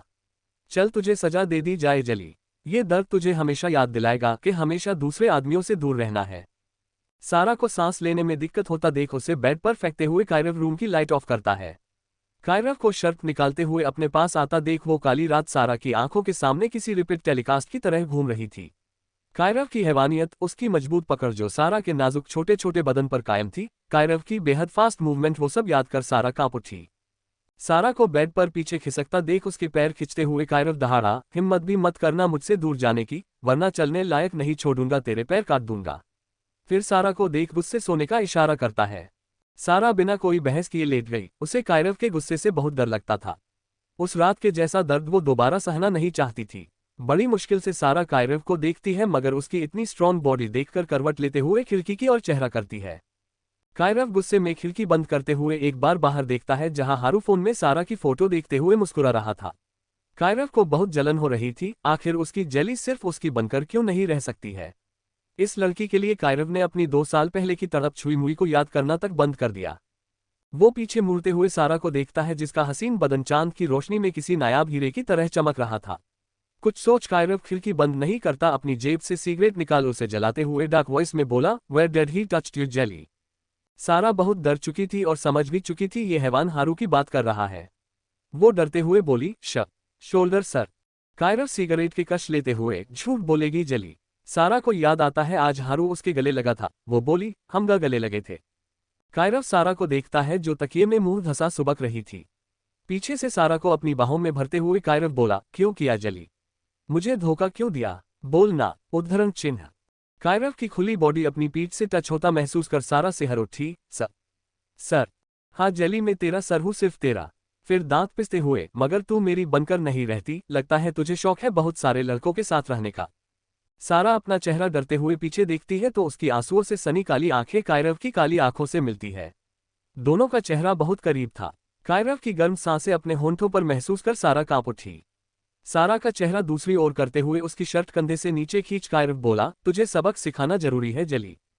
सारा कुछ समझ पाती इससे पहले कायरव अपने सख्त होठों से सारा के कंधे को चूमते हुए बेदर्दी से अपने दांत गड़ा रहा था। करीब 10 मिनट बाद सारा का कंधा लाल करते हुए कायरव बोला, let's begin the punishment my jelly. सारा कुछ समझ पाती इससे पहले कायरव उसके मुंह पर हाथ रख जलती हुई सिगरेट सारा के नाजुक कंधे पर बेरहमी से मसलने लगा। सारा चिल्लाना चाहती थी, रोना चाहती थी क्योंकि ये दर्द उसकी बर्दाश्त के बाहर था। उसकी आंखों से आंसू की बूंदें रुकने का नाम नहीं लेती। सिगरेट हटाते हुए कायरव सारा को देखता है जो दर्द बर्दाश्त करने के लिए अपने होठों को काट रही थी। उसके होठों को सहलाते हुए कायरव सनक से बोला, दर्द हुआ ना जली। सारा रोते हुए हाँ में सिर हिलाती है जो देख कायरव वापस सिगरेट उसके कंधे पर मसलते हुए बोला, मेरे सीने में भी ऐसा ही दर्द हुआ, तुझे किसी और की बाहों में देख। सारा को दर्द से तड़पता देख कायरव सिगरेट हटाते हुए उसके होठों पर झुकते हुए बोला, ये दर्द तुझे याद दिलाएगा जेली, तू सिर्फ मेरी है, सिर्फ मेरी। उसके होंठ सारा के निचले होंठ पर हल्के छू रहे थे, तभी कोई दरवाजा नोक करते हुए बोला, सारू अचानक उपा गई। तबीयत ठीक तो है ना? वही दूसरी ओर नरुत सारा के होठों पर ब्रश घुमाते हुए खुद से बोला, उफ स्वीट कैंडी चूसने की मिठाई, पता नहीं कब तुम्हारे कैंडी जैसे लिप्स मेरे लिप्स से टकराएंगे। कैसी होगी हमारी पहली किस? सारा का रूम। हारू की आवाज सुन सारा रोते हुए कायरव को देखती है जो एक डरावना लुक देता है जो समझ सारा अपना दर्द छिपाते हुए, हाँ हारू हम ठीक है, हमें नींद आ रही है, हम सो रहे हैं। जो सुन हारू, गुड नाइट बच्चा और जल्दी सो जाना, कल हम टेम्पल जाएंगे। बाय सारू। इतना कह निकल गया। सारू, बच्चा। ये सब सुनकर कायरव जल भूनकर राख हो रहा था। क्या कहा सारू? कौन लगता है वो तेरा जो तुझे सारू बुला रहा है, बच्चा बुला रहा है? कहते हुए कायरव सारा के छिल चुके कंधे पर सिगरेट रगड़ते हुए उसका जबड़ा दबाने के बाद बोला, आज की रात तेरे लिए बहुत बुरी साबित होगी जली। तभी कायरव कुछ ऐसा करता है जिससे सारा की सांसें थम जाती है और आंखों में आंसुओं का सैलाब उमड़ आता है। क्या करेगा कायरव सारा के साथ? क्या हुआ था अयुमी के साथ? कहाँ गया उसका बच्चा? किसको आई लव यू बोला था सारा ने? क्या होगा आइलैंड पर? कौन है पैंडर जो भी नाम से अंडरवर्ल्ड पर राज करता है? अब आगे क्या होगा जानने के लिए बने रहिए सिर्फ हमारे YouTube चैनल पर।